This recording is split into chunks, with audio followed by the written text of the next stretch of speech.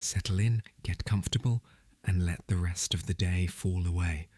Tonight's story is a long one, and there is nowhere you need to be. We are going to trace the whole life of a network that once bound this small island together more tightly than anything before or since, and then watch slowly as most of it was allowed to fade back into the fields. There is no need to follow every detail, just let the voice carry you, and if you drift off long before the end, that is exactly as it should be. Before there were any railways at all, Britain moved at the pace of a horse, and often slower than that. Goods travelled along roads that were, for most of the year, barely roads at all, rutted tracks of mud and stone that swallowed cartwheels whole after a week of rain. A wagon loaded with coal or wool might cover no more than 15 or 20 miles in a full day, and that was on a good stretch, with a fit team of horses and a driver who knew where the worst holes lay, hidden beneath the surface water. In wet winters, some roads became simply impassable for weeks at a time, and whole regions of the country found themselves quietly cut off from markets, from news and from each other, until the ground finally hardened enough to bear a loaded cart again. Turnpike trusts had begun to improve some of the principal roads from the middle of the 18th century onward, charging tolls in exchange for a smoother, more reliable surface, and men like John Metcalfe, who carried out much of his surveying work despite having been blind since childhood, Thomas Telford and John Loudon McAdam, gradually turned the science of road building into something approaching an engineering discipline.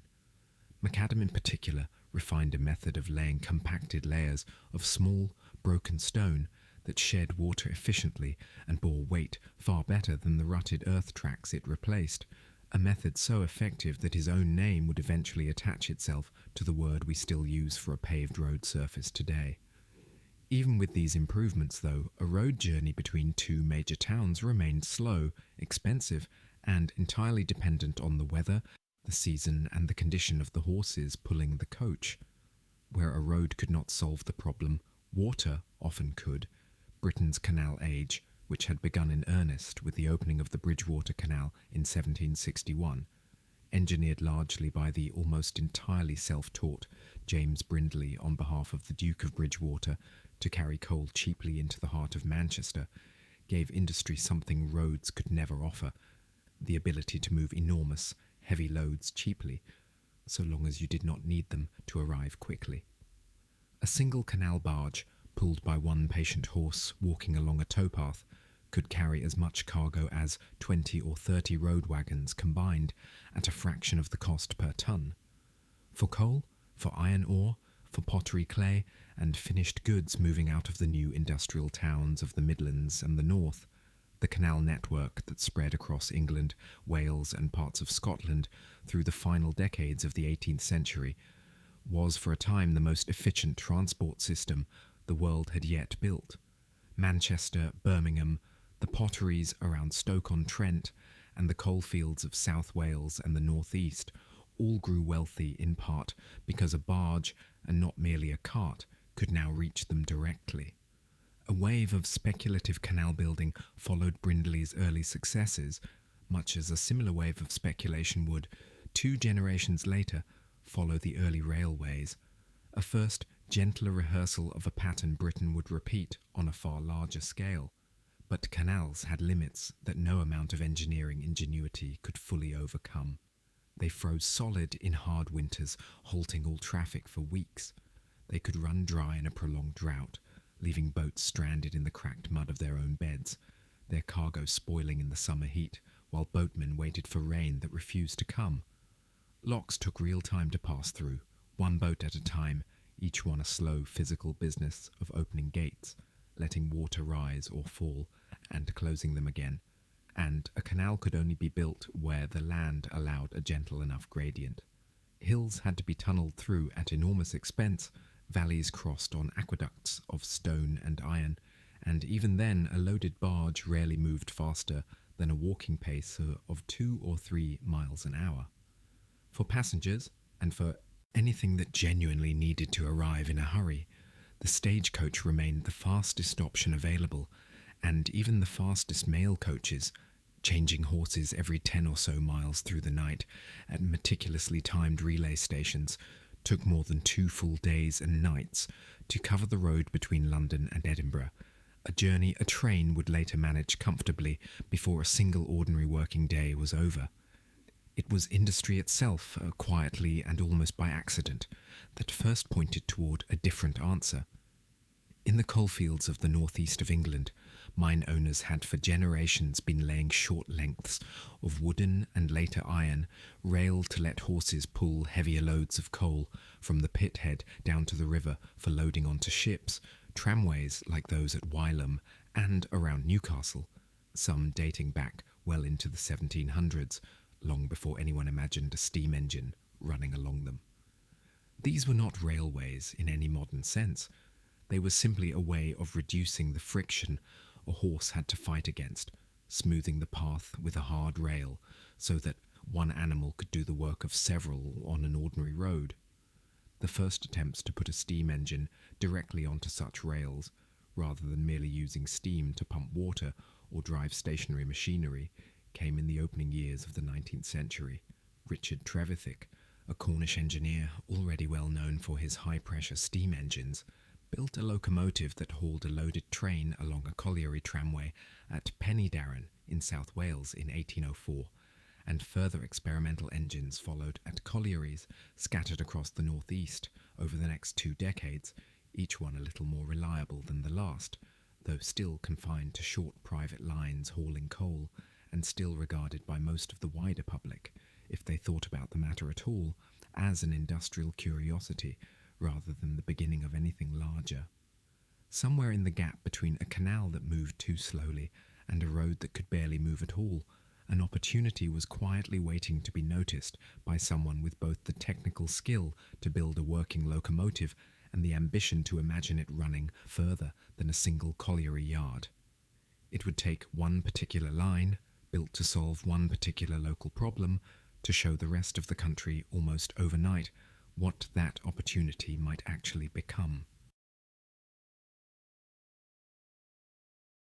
That line was the Stockton and Darlington Railway, opened in the north of England on the 27th of September 1825.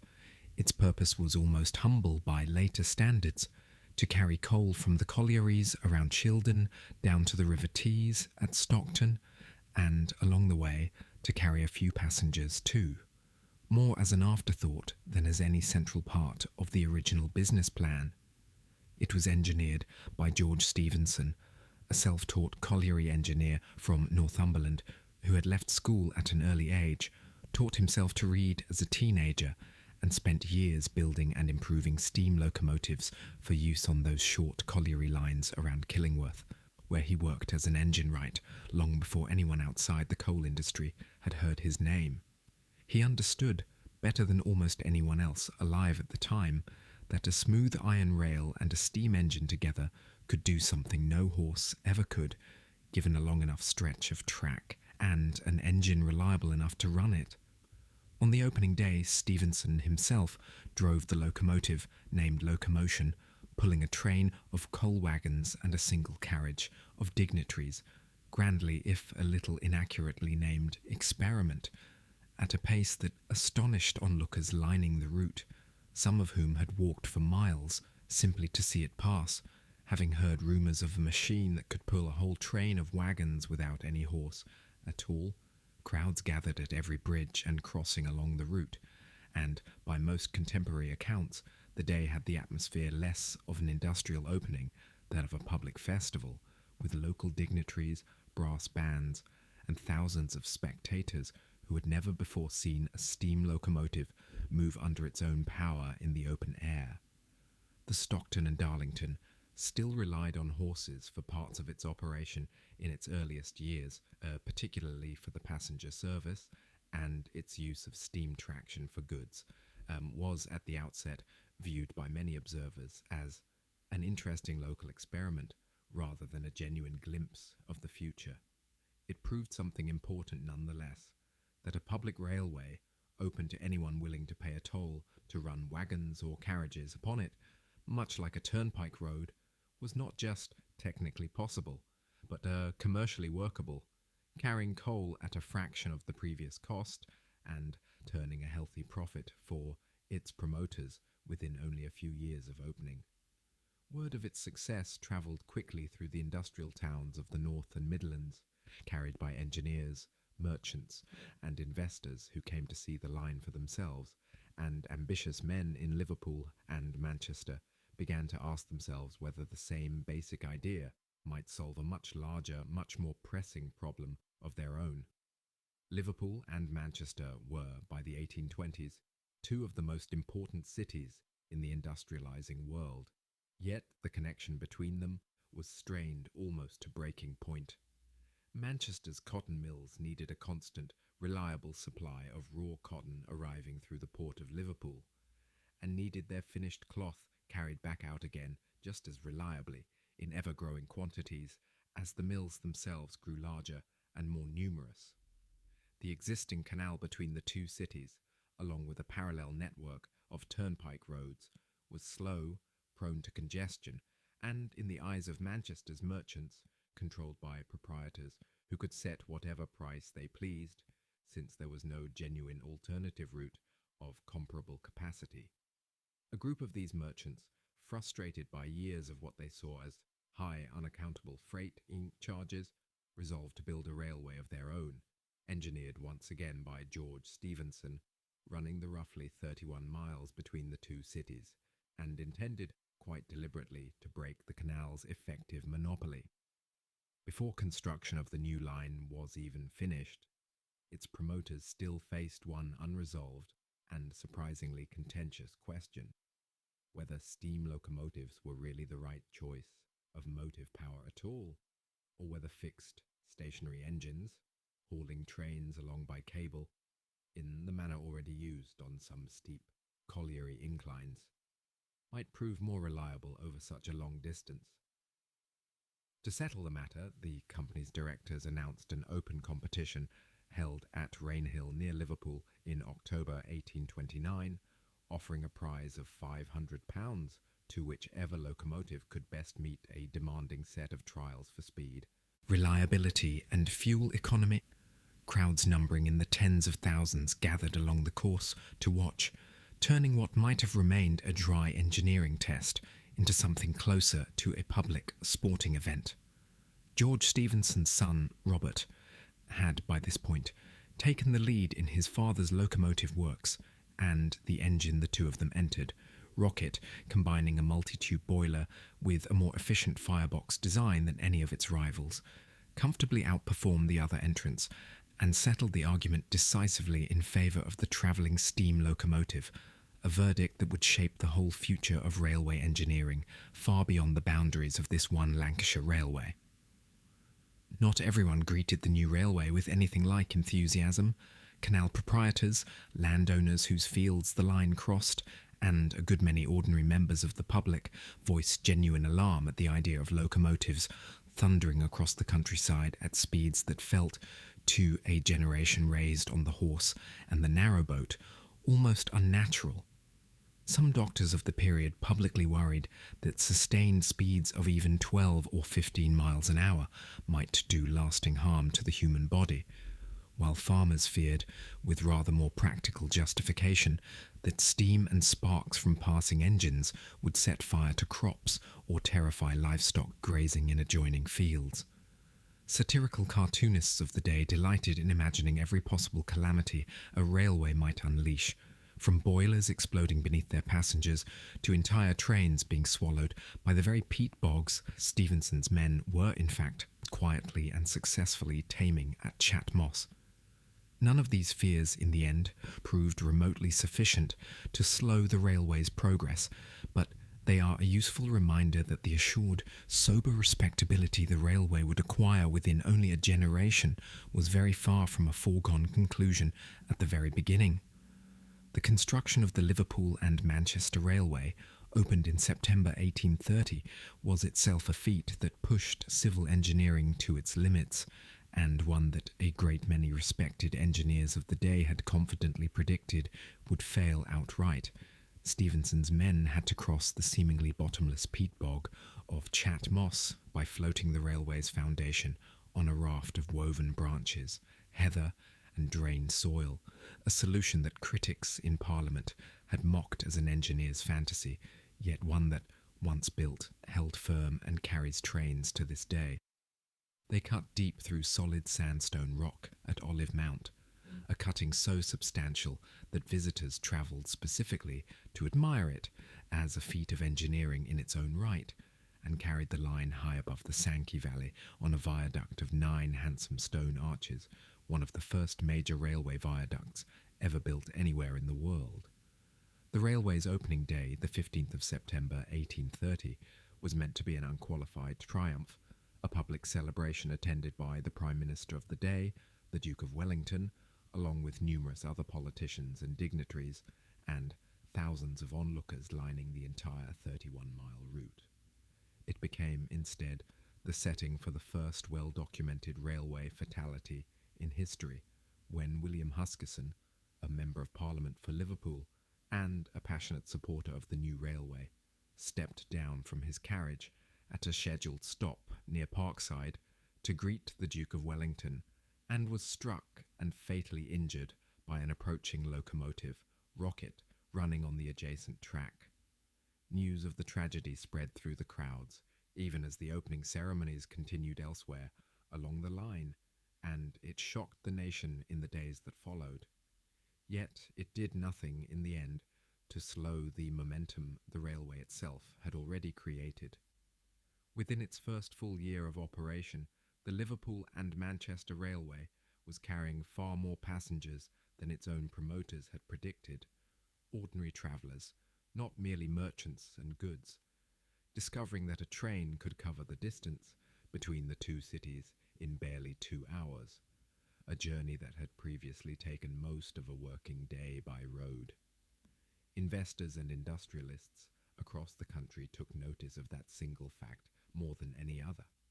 A railway, properly built and properly run, could make money and make it quickly from passengers as readily as from freight. The effect on other ambitious towns was almost immediate. Within only a year or two of the Liverpool and Manchester's opening, groups of local merchants and landowners in cities across England, Scotland and Wales were forming their own provisional committees, commissioning their own surveys and petitioning Parliament for the right to build a line of their own, each one hoping to repeat precisely the commercial success the Liverpool and Manchester's promoters had so publicly demonstrated. Engineers who had trained under Stephenson on that single project found themselves within a remarkably short space of time in demand across the whole country, carrying the practical lessons of Chat Moss and Olive Mount to entirely new landscapes and entirely new engineering problems. What had begun as one company's solution to one specific local commercial grievance was, by the early 1830s, already turning into something with far broader and far more restless ambitions. George Stephenson himself, still only in his late 40s at the time of the Liverpool and Manchester's opening, would go on to advise and engineer further lines across the country over the following decade, while his son Robert built an independent reputation every bit as formidable as his father's, eventually becoming one of the most sought-after civil engineers of his generation on projects that reached, in time, considerably beyond Britain's own shores. Once that single fact took hold, that a railway could turn a profit and turn it quickly from passengers as readily as from freight, it set loose something closer to a fever than an ordinary business decision. Through the 1830s, further lines followed the example of Liverpool and Manchester, a railway linking London to Birmingham, engineered by Robert Stephenson, George's own son, and opened in 1838 after a construction effort that included the immense Kilsby Tunnel, dug through waterlogged ground that flooded the workings so badly the contractors nearly abandoned the project entirely. A Great Western line pushing out of London toward Bristol, engineered on a broader, more spacious track gauge of 7 feet by the young and supremely confident Isambard Kingdom Brunel, who argued, not without reason, that a wider gauge would allow larger, more stable, faster-running carriages than Stephenson's narrower standard, and further lines reaching toward Southampton, toward York, toward the growing towns of the Midlands, each one attracting its own group of local promoters and its own parliamentary battle for the right to build. By the middle of the 1840s, that ambition had curdled into something closer to mass hysteria. Parliament required a private act for every new railway company before it could compulsorily purchase land or begin construction, and in the parliamentary sessions of 1845 and 1846 alone, hundreds of new schemes were put forward, many overlapping, many barely credible, almost all of them attracting investors eager to buy shares in the hope of a quick and painless profit long before a single sod of earth had actually been turned. Newspapers of the day filled entire pages, or sometimes entire supplements, with railway share prices and glowing prospectuses promising extraordinary returns. Clergymen, shopkeepers, widows living on modest annuities, country doctors, and provincial solicitors all found themselves drawn into buying scrip in companies that, in a great many cases, would never lay a single length of track, tempted by the simple fact that merely holding a deposit receipt for shares in a fashionable new line could, for a few giddy months, be sold on again at a healthy profit to someone even more eager than themselves. This period became known even to those living through it as railway mania, a speculative bubble built not on the railways that already existed and were quietly making money, but very largely on the railways that speculators merely hoped or claimed would soon exist, on paper schemes with grand names and provisional committees stuffed with respectable-sounding gentlemen who often knew little more about engineering than the investors they were courting. The most notorious figure to emerge from this frenzy was George Hudson, a linen draper from York, who became for a few extraordinary years the most powerful man in the British railway industry, a man the press called, without any apparent irony, the Railway King. Hudson had made his first fortune modestly enough through an unexpected inheritance before amalgamating a string of smaller companies into larger networks across the North and Midlands, paying dividends to shareholders that were, in more than one case, quietly funded out of capital rather than genuine operating profit, a practice that kept his company's share prices buoyant for years while masking a far shakier underlying reality. His influence grew to the point where he was elected Lord Mayor of York multiple times, entered Parliament as a member for Sunderland, and entertained royalty at his own dinner table, feted everywhere as the man who understood the railway business better than anyone alive. When the speculative bubble inevitably burst in 1847 and 1848, undone partly by a broader financial crisis and partly by its own unsustainable excess, hundreds of the more dubious paper schemes collapsed into worthless certificates, and Hudson's own accounting practices were exposed to public scrutiny by suspicious shareholders and rival directors alike. He fell from grace almost as quickly as he had risen, forced to resign his chairmanships in disgrace, hounded by lawsuits and unpaid debts, his reputation and fortune both destroyed within the space of little more than a year, and he would spend much of the remainder of his life living quietly and comparatively poorly. A cautionary tale invoked by financial writers for generations afterward. The sheer mechanics of the boom deserve a moment's attention because they explain a great deal about how so much money could be raised for schemes that, on any sober reading, had little realistic chance of ever being built. Anyone wishing to promote a new railway needed only to publish a prospectus, appoint a so-called provisional committee of respectable local names, and open a subscription book in which prospective investors would write down how many shares they intended to buy, backed at this stage by only a small deposit rather than the full purchase price. That subscription list, however speculative, could then itself become a kind of tradable asset, changing hands at a premium among people who had no intention of ever actually paying the remaining instalments, gambling instead on being able to sell their position onto someone else before the money genuinely came due. Entire firms of solicitors and engineers built profitable businesses purely from drawing up plans and prospectuses for lines that everyone privately understood, even at the time, stood almost no chance of attracting the parliamentary approval or the capital needed to actually be built.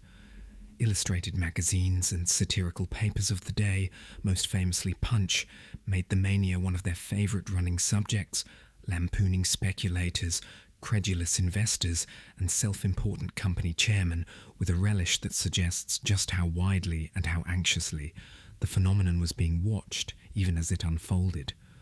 Parliament itself struggled under the sheer administrative weight of the boom.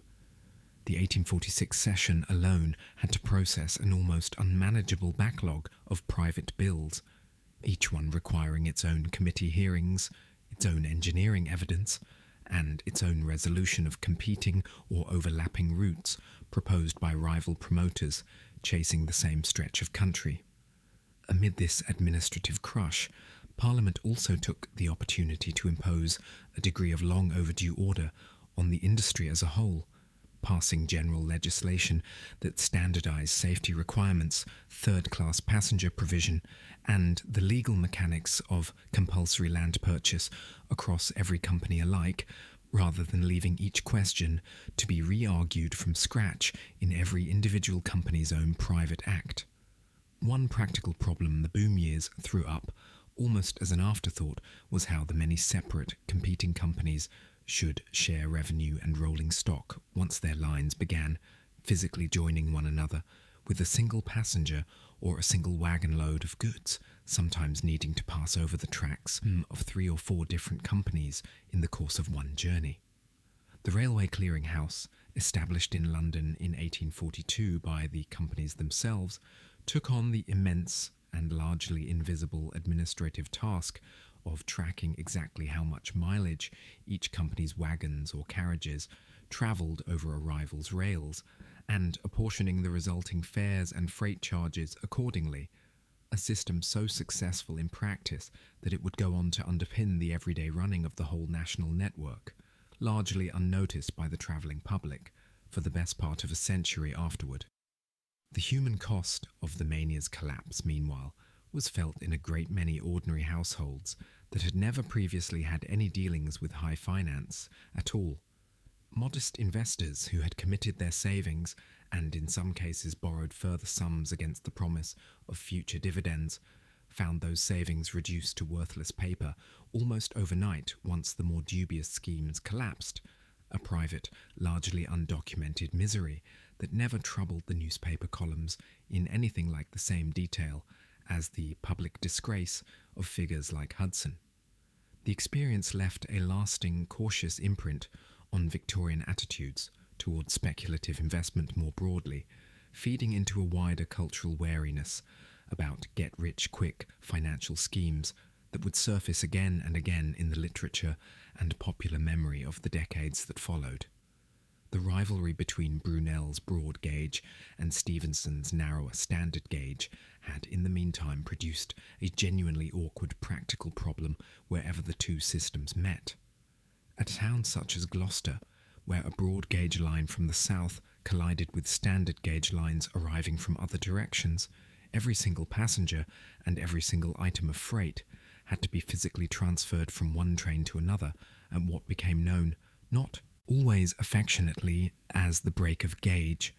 Porters wrestled trunks, crates and livestock across a shared platform, while passengers waited, sometimes for a considerable time, for a connecting service on the other gauge, and contemporary accounts describe scenes of real chaos at the busier interchange points, particularly at times of heavy holiday or market traffic.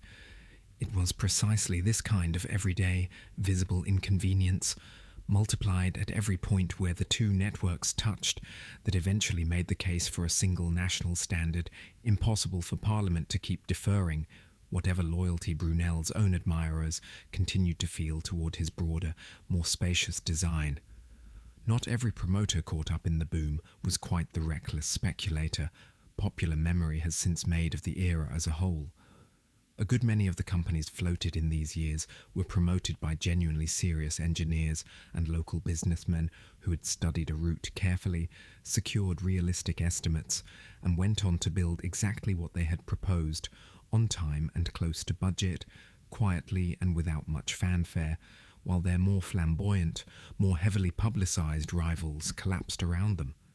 It is these steadier, less celebrated schemes, rather than Hudson's own tangled and ultimately disgraced empire, that in fact supplied a great many of the lines that would go on to form the reliable, everyday backbone of the network for the rest of the century. A reminder that even a genuine speculative mania rarely runs in only one direction at once. Parliament's own committee rooms became, for a season or two, one of the more theatrical venues in London, as rival companies deployed expensive barristers and star engineering witnesses to argue the merits of competing routes to the same town, sometimes reducing the actual choice of where a new line should run to little more than which side could mount the more persuasive parliamentary performance. Engineers of real ability, Brunel and the Stephensons among them, found themselves giving evidence in one committee room after another through entire parliamentary sessions, their testimony reported at length in newspapers whose readers, whether or not they held a single railway share themselves, had by this point developed a genuine, almost sporting interest in watching which companies would win the right to build and which would be sent away empty-handed. And yet, for all the wreckage the mania left behind in the form of ruined small investors and abandoned half-built schemes, something remarkable and genuinely lasting had also been built in the middle of the chaos. Even the underlying rivalry between Brunel's broad gauge and Stephenson's narrower standard gauge, which had grown serious enough by the mid-1840s to prompt Parliament to appoint a special gauge commission to investigate the question, was eventually settled in 1846 by an Act of Parliament that fixed 4 feet 8.5 inches as the standard gauge for almost all future construction, condemning Brunel's broader, arguably superior system to a slow, decades-long retreat that would not be fully completed until 1892. By the close of the 1840s, several thousand miles of genuine, working railway now crossed England, Wales and Scotland, connecting cities that had previously been separated by a full day or more of difficult travel by only a few hours of comparatively fast and comfortable train journey. The frenzy of speculation had, almost as an accidental byproduct of its own excess and its own greed, laid down the essential skeleton of the network that would carry Britain through the rest of the 19th century, a skeleton that later, more careful and more sober decades would spend fleshing out into something close to a complete national system. In the decades that followed the collapse of the mania, the railway companies that survived settled into something steadier and, in its own way, more impressive than the frenzy that had built them. Rather than one enormous burst of speculative construction, the mid-Victorian decades brought a long, sustained process of amalgamation, as the many hundreds of small independent companies chartered during the mania years gradually merged into larger, more financially stable regional groups. The London and North Western Railway, formed in 1846 from the merger of several earlier companies, including Robert Stephenson's original London and Birmingham line, became for a time the largest joint stock company in the world by capital value, a scale of enterprise that would have seemed almost unimaginable to the promoters of the Stockton and Darlington only 20 years before. Between roughly 1850 and the close of the century, Britain's railway network grew from a loose patchwork into something approaching a genuinely national system, reaching into corners of the country that the first generation of builders had never seriously considered: small market towns, remote fishing harbours on the Scottish coast, seaside resorts that barely existed before a branch line arrived, and, almost overnight, turned them into holiday destinations for factory workers who had never before had the means or the leisure time to travel anywhere purely for pleasure. Places like Blackpool, Scarborough and Skegness grew from modest fishing villages into thriving resort towns almost entirely on the strength of the railway excursion trains that began delivering thousands of visitors on summer weekends, often at deliberately low fares, designed to encourage exactly this kind of leisure travel among people who had never previously left their hometown. This was also the great age of railway engineering as public spectacle. Brunel's broad-gauge Great Western pushed its main line all the way to Cornwall, crossing the Tamar at Saltash on a bridge that was, at the time of its completion in 1859, one of the most admired structures in the world. Its two great lenticular iron spans, considered a masterpiece of restrained, efficient design. Further north, Robert Stephenson's tubular bridge across the Menai Strait carried trains inside enormous riveted iron tubes rather than across an open span,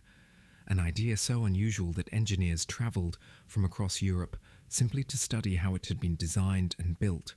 And in the far north of Scotland, the Forth Bridge, completed in 1890 after 7 years of construction and the loss of dozens of workers' lives to accidents on the exposed steelwork, became, and in large part remains, one of the most instantly recognisable pieces of engineering anywhere on Earth. Its cantilevered red steel spans striding across the Firth in a shape that no one who has seen it ever quite forgets, and one that would go on to inspire the popular saying that a job never truly finishes, because as soon as the painters reach one end of the bridge, it is already time to start again at the other. The great cities of Britain built themselves grand terminal stations to match this new sense of national ambition. London alone acquired more than a dozen major termini in the space of a few decades: Paddington, King's Cross, Euston, St Pancras, Liverpool Street, Victoria, Waterloo, and more besides, each one built by a different company determined to announce its own importance in stone, glass, and iron, often standing within a short walk of a rival company's equally grand terminus. St Pancras, opened in 1868, paired a soaring single-span iron and glass train shed, the widest in the world at the time of its completion, with a Gothic hotel frontage so ornate and richly decorated it might easily have been mistaken by a visitor for a cathedral rather than a railway hotel. These were not merely functional buildings, they were monuments, built by companies competing as much for civic prestige and passing custom as for straightforward passenger revenue, in an age that had come to see the railway as the clearest possible symbol of national progress, confidence, and industrial pride. None of this expansion came without an enormous, often overlooked human cost, borne by the navvies who actually dug the cuttings, bored the tunnels, and raised the embankments with little more than pick, shovel, wheelbarrow, and the occasional charge of blasting powder. These itinerant labourers, moving from contract to contract across the whole of Britain,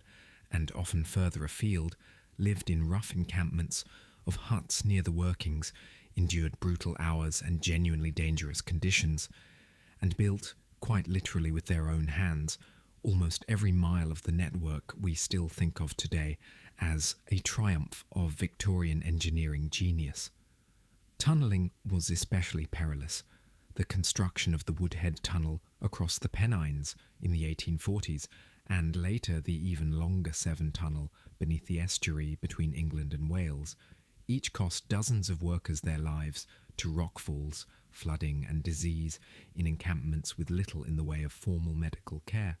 Parliament eventually legislated to improve conditions and compensation for railway workers injured or killed in the course of construction and operation, but only gradually and only after decades in which the human toll of building the network had been treated by most of polite society as an unfortunate but largely invisible cost of progress.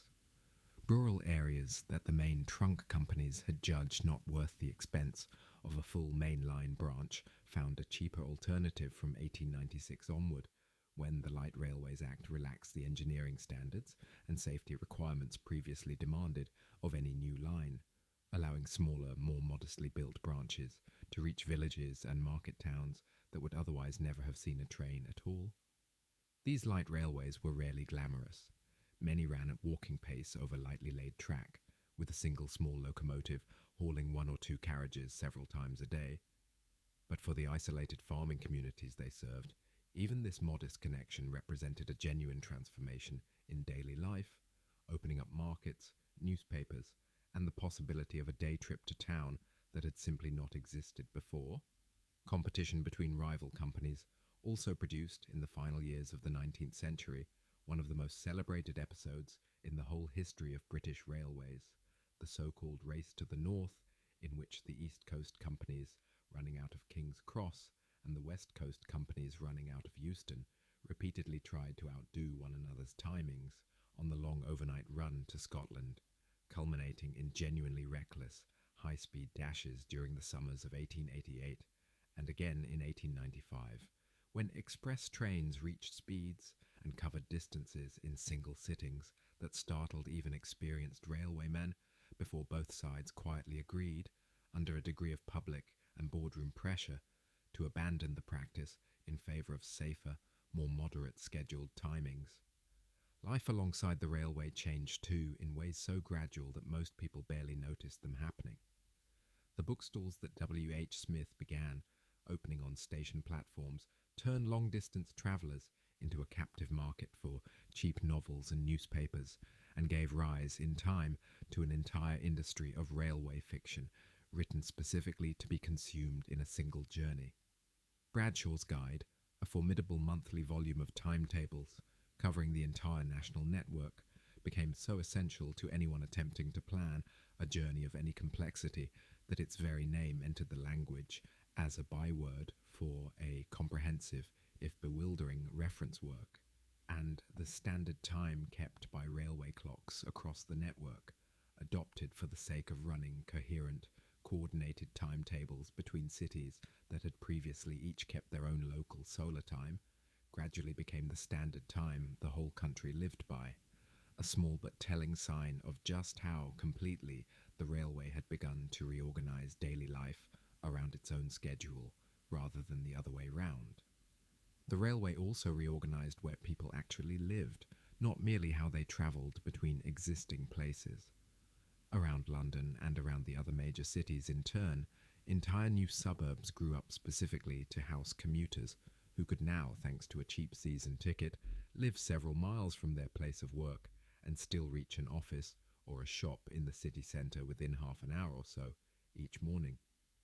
Developers bought farmland along newly built suburban branches and covered it with rows of comfortable villas aimed squarely at clerks, tradesmen, and professional families eager to escape the noise and smoke of the inner city while keeping their livelihood within easy reach. A pattern of growth that gave whole districts of outer London and of cities like Manchester, Leeds, and Glasgow their essential shape and character for a century or more to come, long after most residents had entirely forgotten that a railway company's own commercial calculations had first decided where the streets and stations should go. The railway's reach extended too into how the whole country communicated with itself. Royal Mail struck agreements with the companies to carry post by rail almost from the earliest years of the network, and by the middle of the century, specially built travelling post office carriages, staffed by sorting clerks working at speed as the train rushed through the night, allowed letters posted in one city to be sorted en route and ready for delivery in another before the following morning, a standard of overnight service that would not be matched again for the best part of 100 years. Newspapers, too, depended heavily on the railway to reach readers outside their city of publication on the same day they were printed, tying provincial Britain's sense of national events and national conversation more closely to London and to each other than any previous form of transport had ever managed. British railway engineering and British railway capital also travelled a very long way beyond Britain's own shores during these decades. Engineers trained on lines at home went on to survey, build and manage railways across the empire and well beyond it. In India, where the network eventually grew larger than the one in Britain itself, in Argentina, in southern Africa, and in numerous other countries where British manufactured locomotives, British engineering expertise, and British investment capital combined to lay down thousands of further miles of track. For a British engineer or a British manufacturer of locomotives and rolling stock in the closing decades of the 19th century, the railway was not simply a domestic achievement to take pride in, but one of the country's most visible and most actively exported industries, carrying the reputation of British engineering to almost every populated continent on Earth. The great termini and their surrounding hotels also gave rise to an entire new culture of leisurely long-distance travel among the wealthier classes, who could now book through an agency, reserve a private compartment, and be met at their destination station by hired transport arranged in advance, a level of comfort and predictability that made journeys of several hundred miles feel almost as manageable as a short trip across town had once seemed. For those without such means, the third-class carriage, initially a cramped and uncomfortable open wagon that better-off travellers avoided entirely, was gradually improved through the second half of the century, driven partly by legislation requiring companies to provide at least one reasonably priced train a day on every line, and partly by companies themselves discovering that third-class passengers, carried in sufficient numbers, could be every bit as profitable as the smaller number of first-class travellers they had once courted almost exclusively. Safety, too, improved markedly across these decades, even if progress often came only after a serious accident forced the issue into public and parliamentary attention. Early railways had relied on comparatively crude signalling, sometimes little more than a flag or a policeman's hand gesture, and collisions between trains sharing the same stretch of track were a genuine and recurring danger in the network's first decades. The gradual introduction of the electric telegraph for train signalling, followed by properly interlocked mechanical signal boxes that made it physically impossible to set conflicting signals for two trains on the same section of line, transformed railway safety over the second half of the century so that by 1900 travelling by train, once viewed with real public suspicion, had become statistically one of the safest ways to travel that had yet been devised. Railway companies competed too in the quieter matter of everyday comfort, gradually replacing the hard wooden benches and unheated compartments of the network's early decades with upholstered seating.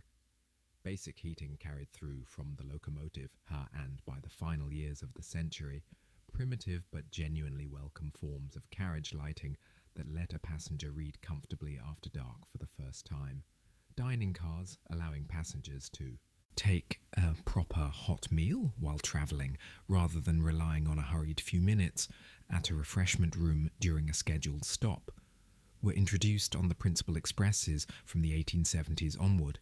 another small but telling sign of a network maturing from a purely functional means of transport into something its wealthier passengers had begun to expect a genuine, if fleeting, degree of comfort and even a little luxury from.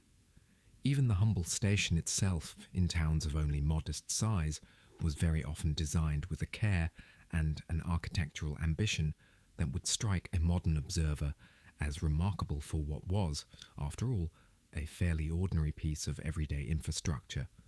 Decorative brickwork, ornamental ironwork on canopies and footbridges, and carefully proportioned waiting rooms that gave even a small market town station a genuine sense of civic dignity, a visual confidence that the Victorians brought to almost everything they built during these decades of sustained national growth. By 1900, the network had reached something close to its greatest possible extent, a dense web of main lines, branch lines and light railways covering nearly every populated part of the country and running, by some counts, close to 20,000 miles of track in total. Villages that had been effectively cut off from the wider world for centuries now had a station, a timetable, and a connection, however indirect, however many changes of train it required, to London and to the sea. It was, by any reasonable measure, one of the most complete transport systems any country had ever built for itself, and to the men and women living through its final decades of expansion, it must have seemed as permanent and as unshakable a feature of the landscape as the hills and rivers the railway itself had been built across. The stability of the pre-war railway world did not survive long into the new century. The First World War placed the entire network under direct government control from 1914 onward, running it as a single coordinated system in support of the war effort, moving troops, munitions, horses and supplies at a scale and pace the private companies had never previously attempted to coordinate together. Ambulance trains, specially fitted with beds and medical staff, carried wounded soldiers from the Channel ports to hospitals across the country, and the network's ordinary civilian services were steadily thinned out to make room for the endless procession of military traffic the war demanded. When the war finally ended in 1918, the government faced an awkward and pressing question: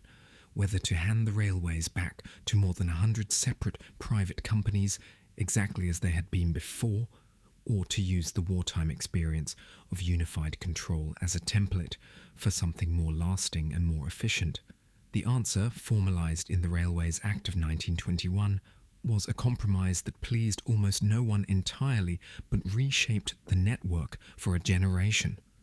Rather than full nationalisation, which some in the labour movement had already begun to demand, the many hundreds of existing companies were compulsorily merged or grouped into just 4 large regional businesses, which came into effect at the start of 1923. The Great Western Railway kept its own identity almost entirely intact, continuing to run trains west out of London toward Wales and the southwest, much as it always had, proud of a continuity that none of the other 3 companies could quite claim. The London, Midland and Scottish Railway, the largest of the 4 by a considerable margin, absorbed a huge and unwieldy tangle of companies across the Midlands, the North West and much of Scotland, a merger so complex that it took years for the new company to properly rationalise its inherited locomotive fleets, workshops and administrative practices. The London and North Eastern Railway took shape from companies serving the East Coast route and much of eastern Scotland, inheriting, among other things, the proud legacy of the old Great Northern Railway's express services out of King's Cross. And the Southern Railway consolidated the dense, commuter-heavy network south of London into a single business focused increasingly on suburban and boat train traffic to the Channel ports, a company that would, within little more than a decade, complete one of the most ambitious electrification programs in the world. These 4 companies, which railway enthusiasts and historians alike would simply come to call the Big Four, gave Britain's railways a character that lodged itself firmly in the national imagination and has, in many ways, never entirely left it. Each company cultivated its own distinctive livery, its own house style of station architecture, and its own celebrated named express trains,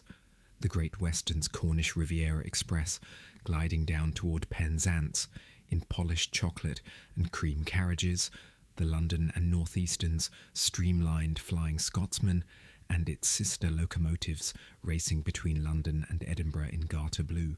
the Southern's steadily expanding fleet of electric suburban trains displacing steam around the capital years before most of the rest of the network would follow, and the London, Midland and Scottish's Crimson Lake, expresses linking London with Glasgow and via connecting services with the Highlands beyond.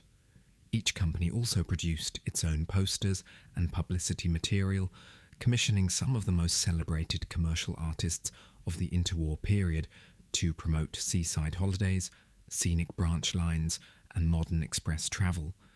work that survives today, less as advertising than as some of the most fondly remembered graphic art of the whole era. Competition between the companies, particularly on the prestigious London to Scotland route, shared uneasily between the LMS on the West Coast Line and the LNER on the East Coast Line, drove genuine leaps in locomotive design and speed through the 1930s, culminating in record-breaking runs by streamlined express locomotives, Nigel Gresley's A4 Pacifics on the LNER among them, that still, to this day, hold their place among the fastest steam locomotives ever built anywhere in the world.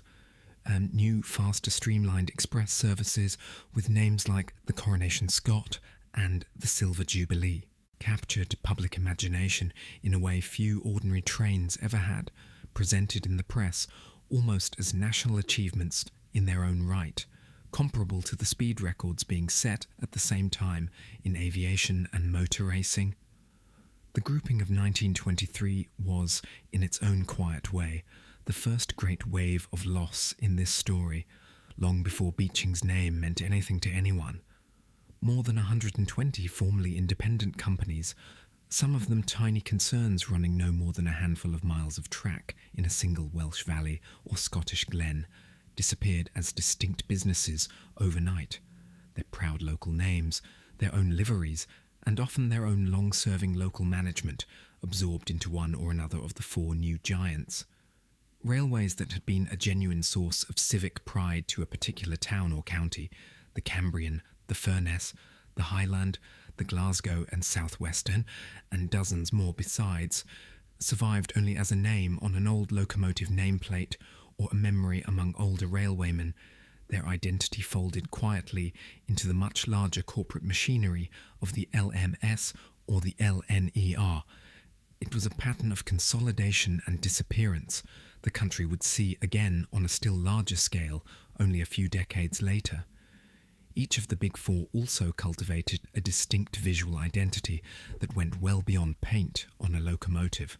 The Southern Railway commissioned striking, boldly geometric Art Deco stations at towns like Surbiton, presenting the daily commute itself as a piece of confident modern design, while investing more heavily and more successfully in third rail electrification than any other company in the country, converting large stretches of its dense suburban network from steam to electric traction through the 1920s and 1930s, and setting a pattern later regions would spend decades trying to match. The London and North Eastern Railway adopted a crisp, distinctive Gill Sans lettering across its stations, timetables and posters, giving the company a coherent, unmistakably modern visual identity that historians of design still study today, while the Great Western clung proudly to its own long-established chocolate and cream livery and Brunel-descended engineering traditions, marketing itself explicitly as the custodian of the oldest, and in its own telling, the most distinguished railway heritage in the country. Even at their most fiercely competitive,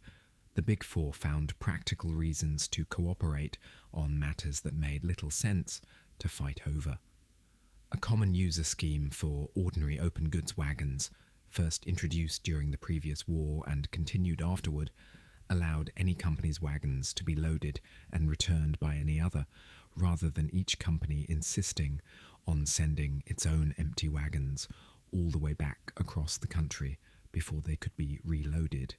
an arrangement that saved an enormous amount of otherwise wasted mileage and made the whole freight system considerably more efficient than pure competition alone would ever have produced.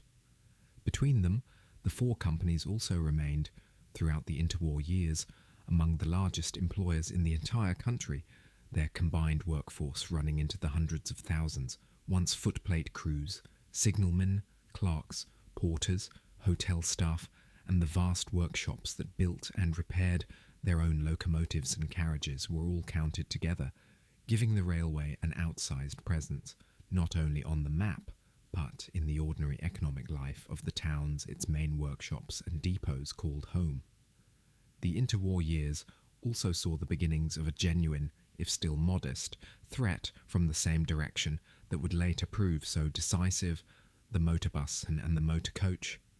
Rural bus services, run by both independent operators and before long by subsidiary companies the railways themselves quietly began buying stakes in, started drawing away some of the very shortest and least profitable branch line journeys, even in these supposedly golden years,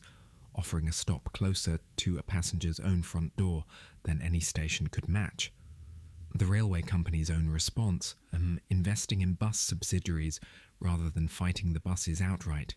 was a pragmatic acknowledgement that door-to-door road transport was never going to simply disappear, even if almost nobody at the time imagined quite how far that same logic would eventually extend to the private motor car as well.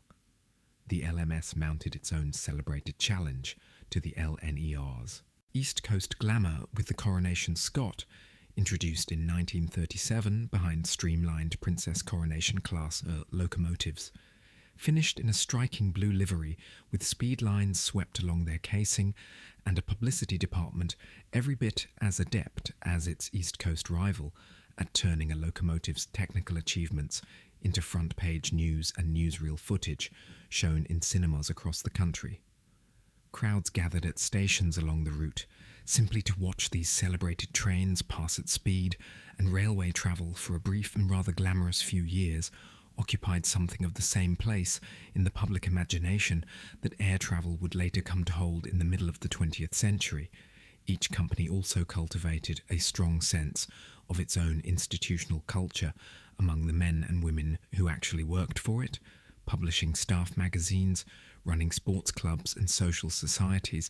and marking long service with presentations and small ceremonies that gave working for the Great Western, or the LMS, or the LNER, or the Southern something of the character of belonging to an extended family rather than merely holding a job.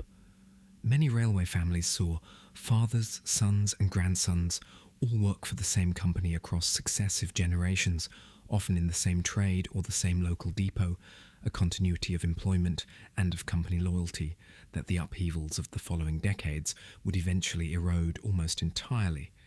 Even the Great Depression, which struck the wider British economy with particular severity in the early 1930s, could not entirely halt the Big Four's appetite for investment in new equipment and improved services, though it certainly slowed it. Freight traffic in heavy industrial goods, coal and steel among them, fell sharply as factories cut production and unemployment climbed in the industrial North, Midlands and South Wales, squeezing precisely the kind of bulk freight revenue that had underpinned railway profitability for the better part of a century. The companies responded with a wave of efficiency measures, closer attention to costs, and in a foreshadowing of arguments the whole industry would hear again 3 decades later, quiet internal discussion about whether some of the least profitable branch lines inherited from the pre-grouping era were still worth the expense of keeping open at all. Even the railway's own advertising during these years occasionally acknowledged, if only obliquely, the competition now arriving by road, promoting the train's superior comfort, reliability in poor weather, and freedom from traffic congestion as reasons to keep choosing rail over an increasingly tempting private motor car, arguments that would sound remarkably familiar to anyone marketing railway travel 100 years later. It was, in hindsight, a brief and in some ways an artificial golden interlude. 4 large companies, each fiercely proud, each carefully branded, competing and cooperating across a network that the century's earlier decades of building had already substantially completed, with comparatively little genuinely new construction beyond a handful of electrification schemes and minor improvements. The interlude did not last long. Even as the most famous of those record-breaking locomotives were still capturing headlines and setting new speed records in the closing years of the 1930s, the shadow of a second, far larger war was already beginning to fall across the whole of Europe, and with it, before very much longer, across every mile of track the Big Four operated. Twice within the span of a single working lifetime, Britain's railways found themselves carrying the full weight of a nation at war, and twice they emerged from that experience exhausted, worn down, and quietly changed forever. During the First World War, government control of the network had at least come with a degree of coordinated national investment in keeping the system running, even as it strained under the demands of moving men, horses, guns and shells toward the channel ports in numbers that no timetable drawn up in peacetime had ever anticipated. Long ambulance trains, fitted out almost as travelling hospitals, carried the wounded away from those same ports and inland to hospitals across the country, and railway workshops that had spent the previous decades building locomotives and carriages turned a significant share of their capacity over to producing shells, gun carriages and other munitions instead. The Second World War offered none of the comparative comforts of the First. From 1939 onward, the Big Four companies continued nominally to operate their own lines, but in practice, every locomotive, every wagon, and every mile of track was pressed into the service of a single, overwhelming national effort, and there was neither the material nor the manpower to spare for anything beyond keeping trains moving at all. In the early days of the war, hundreds of special trains carried children evacuated from British cities out to what was hoped would be the relative safety of the countryside, a vast hastily organised movement of small suitcases, gas masks and labelled coats that remains for many who lived through it as children among their most vivid wartime memories. Troop trains moved men and equipment toward the coast in the desperate days surrounding the evacuation from Dunkirk in the summer of 1940, running around the clock to bring exhausted soldiers away from the south coast ports and disperse them to camps and hospitals across the country, and again on a far larger scale in the long build-up to the Normandy landings of 1944, when the network had to move not only British forces but the vast quantities of American men and material arriving to prepare for the invasion, much of it under strict wartime secrecy that forbade railway staff from even discussing what they were carrying or where it was ultimately headed. The bombing campaign against British cities placed the railway's own infrastructure directly in the line of fire in a way no previous conflict had done. London's great termini were repeatedly damaged during the Blitz, their glass roofs shattered by blast, their approach lines cratered and closed for hours or days at a stretch, while emergency gangs worked, often through further raids, to restore at least a single usable track. Coventry, a city with a significant railway works of its own, suffered catastrophic damage in a single devastating raid in November 1940 that destroyed large parts of the city, including sections of its railway infrastructure, alongside much else. Stations, signal boxes and goods yards across the country's industrial cities and port towns were repeatedly targeted, whether deliberately or as unintended casualties of raids aimed at nearby factories and docklands. And railway staff, signalmen, platform staff, engine crews frequently had no choice but to keep working through the raids themselves in order to keep trains moving at all, a duty that cost a considerable number of railway workers their lives over the course of the war. With so many men away in the armed forces, women took on railway jobs in numbers and in roles that would have been almost unthinkable only a few years earlier, working as porters, ticket collectors, signal women and engine cleaners, and in some cases as engine firewomen too, keeping the network running even as its usual workforce was stretched thinner with every passing year of the war. Freight traffic, deprived of much of the road transport, and coastal shipping that had previously carried some of the load, and further constrained by strict fuel rationing on the roads, was forced almost entirely onto rail, and the network carried it, even as its locomotives, wagons and track were kept running years past the point at which they would, in peacetime, have been withdrawn for proper overhaul. Coordination between the four nominally separate companies during the Second World War went a good deal further than it ever had during the First. A railway executive committee, drawing senior figures from all four companies together under effective government direction, planned and allocated traffic across the whole network as though it were already a single unified system, moving locomotives, wagons and even entire train crews across old company boundaries wherever the demands of the moment required, with far less regard for which company nominally owned which piece of track than any peacetime manager would ever have tolerated.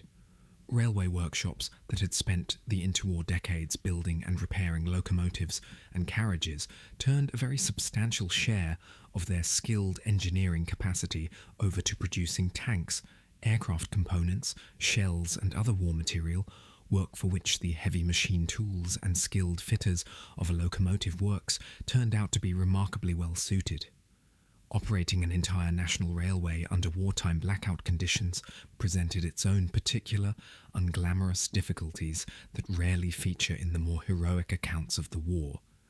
Signal lamps, station lighting, and even the glow from a locomotive's own firebox all had to be carefully shielded or dimmed to avoid presenting a visible target to enemy bombers overhead, forcing signalmen and footplate crews to work by touch and memory through winter nights in a way that made an already demanding job considerably more hazardous. Station name boards were taken down or blacked out across large parts of the country as a security precaution, on the theory that an invading force, or simply a lost or confused traveller who might inadvertently assist one, should not be able to easily establish exactly where they were from the platform signage alone, a measure that left many wartime rail journeys feeling disorientating, even for passengers who knew the route well. For millions of ordinary people, both wars were experienced in a very real sense at railway stations as much as anywhere else.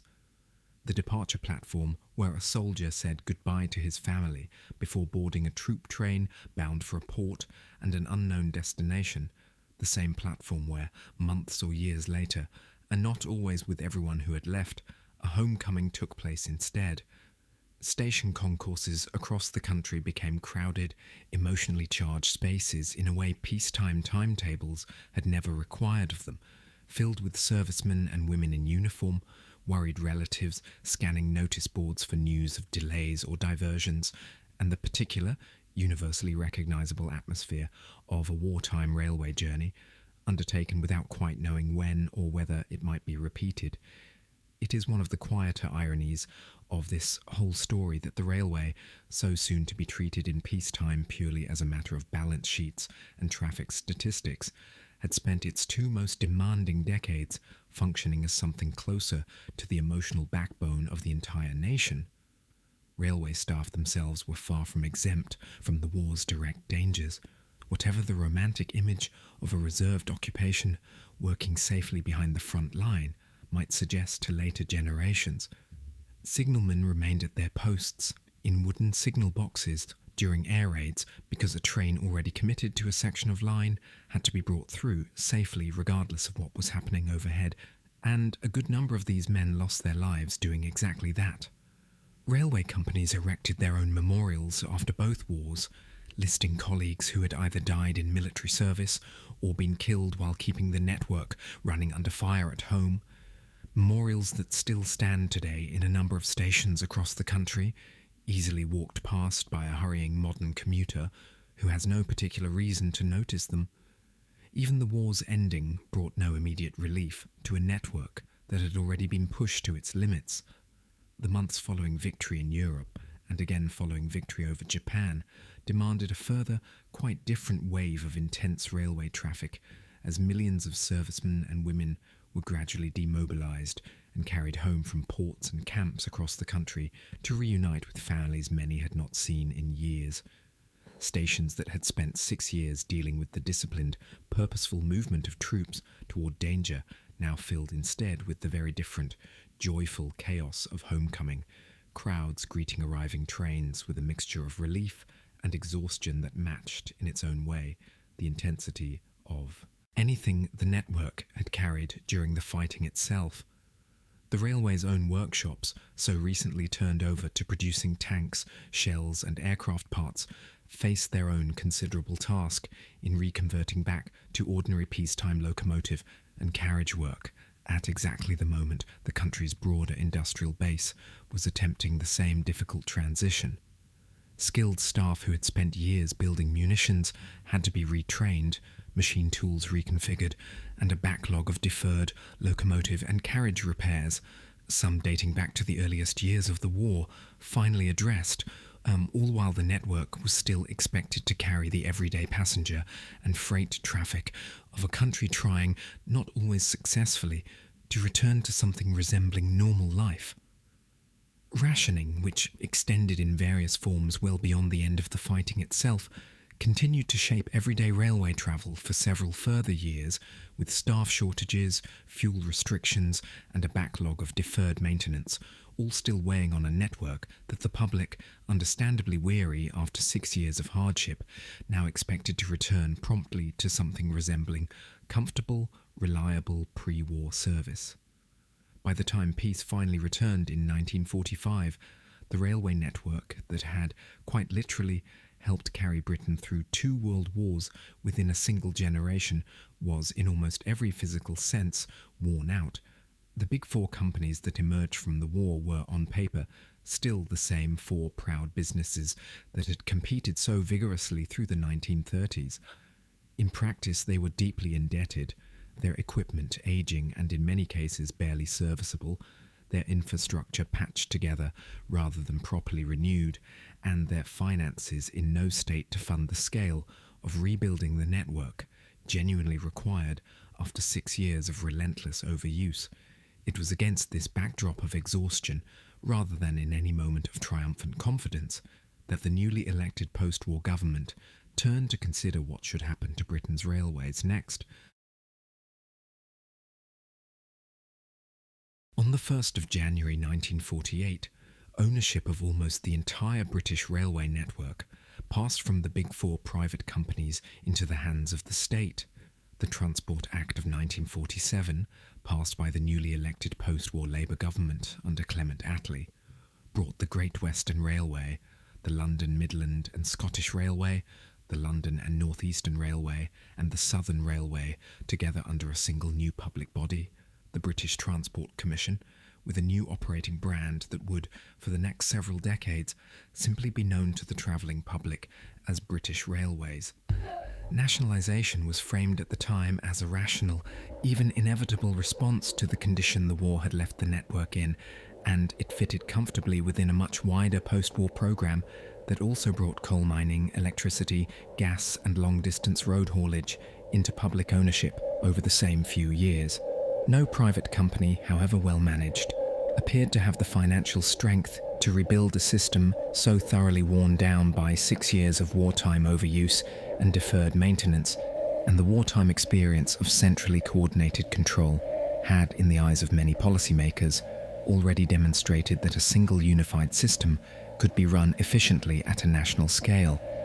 Bringing the whole network under one owner also promised, at least on paper, an end to the duplication and competition that had, in gentler decades, produced splendid rival expresses, but had also, more mundanely, meant several companies sometimes running near parallel lines to the same towns, each maintaining its own stations, its own signalling equipment, and its own workshops for broadly the same job. For a time, the new British Railways preserved a great deal of what had come before it. The distinctive liveries of the old companies gradually gave way to a standard, unified colour scheme of black, and later a more cheerful mixture of green and maroon, depending on the type of service. But many of the old company structures survived internally as regional divisions. A Western region descended directly from the old Great Western, tracing its administrative lineage and much of its senior management straight back to Brunel's original company, an Eastern region and a Northeastern region, between them covering much of the old LNER's territory, a London Midland region built on the old LMS, and a Southern region carrying on much of the old Southern Railway's identity, almost unchanged. In truth, the visible, everyday experience of travelling by train changed only slowly in the years immediately following nationalisation. Steam locomotives, many of them inherited directly from the Big Four, and others built new to a range of standardised post-war designs developed specifically for the whole nationalised system, continued to work the great majority of services well into the 1950s. Branch lines that had served small rural communities since the Victorian era continued for now to run largely as they always had, their timetables barely altered from pre-war days, their little stations still staffed by porters and station masters who knew every regular passenger by name and would happily hold a train for a few extra minutes if someone was known to be hurrying down the lane. The British Transport Commission's remit, in fact, stretched considerably further than the railways alone. Alongside British Railways itself, the new commission also took control of the country's canal network. much long-distance road haulage, London's bus and underground services through a subsidiary body, and a substantial estate of railway-owned hotels and docks that the old Big Four companies had accumulated over the preceding century, from grand seaside establishments to the harbour facilities serving cross-channel steamer services. This was meant, in the planners' minds, to allow genuinely joined-up decisions about how goods and passengers moved across the whole transport system, rather than leaving canals, roads and railways to compete wastefully against one another as separate, uncoordinated businesses. In practice, coordinating an organisation of this size and this variety proved considerably harder than the planners had hoped, and much of the ambitious integration envisaged in 1947 was quietly abandoned or unwound again within a decade, as government policy shifted and separate boards were established for the different modes of transport for those who had spent their working lives loyal to one of the old Big Four companies. The change of ownership in 1948 was felt in many depots and stations as something considerably more personal than a mere administrative reorganisation. Engine crews who had spent decades on Great Western or LNER metal, taking evident pride in their own company's locomotives and traditions, did not simply transfer that loyalty to a faceless new national organisation overnight, and a good deal of good-natured, and occasionally not so good-natured, rivalry between former company men persisted within the new regional structures for years, long after the old liveries themselves had been repainted over in British Railways' new standard colours. British Railways also inherited and continued for some years the old company's practice of running its own extensive network of hotels, refreshment rooms and dining cars, giving even an ordinary long-distance journey in the early 1950s a certain unhurried, formally served quality that would strike a modern traveller as remarkably leisurely. Silver service meals brought to your table as the countryside slid past the window, waiters bracing themselves against the sway of the carriage, a ritual largely unchanged from the last years of the Big Four, and in places from decades before that again. Public opinion at the moment of nationalisation was, in truth, considerably more mixed than the confident language of the Transport Act suggested. Many ordinary passengers and railway workers alike simply hoped that public ownership would finally deliver the sustained, well-funded modernisation that 6 years of war and decades of underinvestment before it had denied the network, judging the change chiefly by whether trains ran on time and stations were properly maintained, rather than by any deeper ideological conviction about the merits of nationalisation itself. Others, including a good many former company directors and shareholders who received government compensation stock in exchange for their old railway shares, viewed the change with genuine regret or open scepticism that a single centralised state body could ever match the more localised knowledge and the sharper commercial instincts that four competing companies, for all their duplication and occasional excess, had undeniably possessed. The scale of the physical inheritance the new British Transport Commission took on can be difficult to fully picture. It amounted at a stroke to tens of thousands of miles of track, tens of thousands of individual bridges, viaducts, tunnels and level crossings, thousands of stations ranging from grand city termini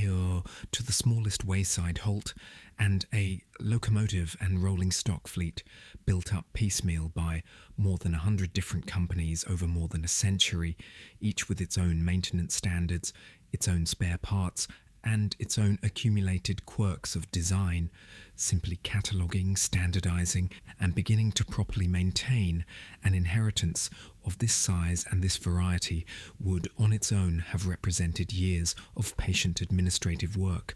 quite apart from the much larger and more urgent question of how to make the whole system pay its way in a country rapidly discovering the motor car. Beneath that surface continuity, however, a quieter and much less comfortable set of numbers was beginning to accumulate within the new organisation's own accounts. Even as the nationalised system worked through the early and middle 1950s, To modernise its locomotives, its signalling and its administration, more and more of its individual lines and stations were, when the figures were honestly examined by British Railways' own accountants, losing money, sometimes a great deal of money, and doing so in a country that was rapidly discovering an entirely new and increasingly attractive way to get about. The railway that had once seemed the unchallenged, permanent solution to Britain's transport problem was about to meet a rival it had never previously had to take seriously on anything like an equal footing, the private motor car. Through the 1950s, the pattern that would eventually reshape the entire network established itself quietly, one branch line at a time, long before anyone had given it a name or a formal policy. Car ownership, once the preserve of the genuinely wealthy, spread rapidly through the middle classes and, before the decade was out, into a great many working households as well, encouraged by rising post-war wages, hire purchase agreements that made a car affordable in gradual instalments, and a growing sense that the private motor car represented modern, comfortable, independent living in a way that a fixed branch line timetable simply could not match. New and improved roads, and toward the very end of the decade, the first stretches of Britain's first motorways offered a door-to-door freedom. No branch line train, with its fixed timetable and its single fixed station, some distance from most people's actual front door, could ever hope to replicate. A family that had once walked or cycled to the village halt to catch a train into the nearest market town could now simply drive there directly at whatever hour actually suited them, without waiting for a train that might run only 4 or 5 times a day, and without the awkward walk home again, afterward carrying the week's shopping. Freight told a similar story, and in financial terms an even more damaging one. Lorries, increasingly capable, increasingly numerous, and increasingly free to travel wherever a road could reach, following the gradual relaxation of pre-war restrictions on road haulage, could now collect goods directly from a factory gate and deliver them directly to their final destination without the cost, delay, and inconvenience of the 2 additional short journeys from factory to goods yard by cart or lorry, and again from goods yard to final customer at the other end, that rail freight had always required for anything other than the very largest bulk cargoes. Wagon load freight, the small-scale, unglamorous business of a handful of goods wagons being shunted between minor stations and assembled into trains at local marshalling yards, which had for a century been one of the quiet financial backbones supporting the entire branch line network, began to bleed away to the roads at a pace British Railways' own accountants found increasingly difficult to ignore or to explain away as a temporary post-war dip that would eventually correct itself. British Railways management was not blind to any of this, and substantial sums were invested through the second half of the 1950s in what became known as the Modernisation Plan, launched in 1955, intended to replace aging steam locomotives with modern diesel and electric traction, update signalling and telecommunications, and generally drag the network into a more efficient, less labour-intensive future befitting the second half of the 20th century. Yet even as new diesel locomotives began working alongside and gradually displacing the last steam engines on many principal routes, the fundamental economic problem sitting beneath the whole network refused to go away. A huge number of the branch lines and minor stations built during the enthusiastic Victorian expansion, and again during the speculative overbuilding of the mania years and its long aftermath, were now carrying only a handful of passengers a day, sometimes barely more than the guard and the crew themselves, and running at a loss that grew larger and more politically visible with every passing year of published accounts. Even before any single dramatic report or announcement, individual closures had already begun creeping across the network through the mid and later 1950s, as British Railways regional managers quietly withdrew passenger services from some of the very thinnest branch lines, the ones so obviously and severely loss-making that almost no one, even locally, seriously contested the decision. These early piecemeal closures attracted comparatively little national attention, appearing as small local news items rather than as evidence of any wider national policy. But taken together and set alongside the alarming trajectory of the Commission's overall accounts, they were already sketching the outline of a much larger reckoning to come. The private car was not, in fact, the railway's only new rival on the road. Long-distance coach operators running comfortable, purpose-built vehicles between major cities at fares that regularly undercut the equivalent second-class rail fare expanded steadily through the 1950s, offering an alternative that appealed particularly to passengers travelling on a tight budget and not especially concerned about shaving the last half hour off a journey time,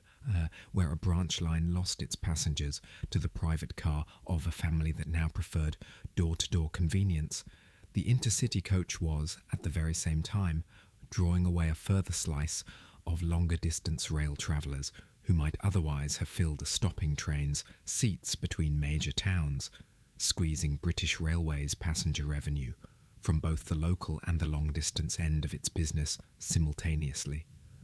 The decades' changing habits reached beyond travel itself into the wider pattern of everyday shopping and supply that many small rural stations had quietly depended upon for generations.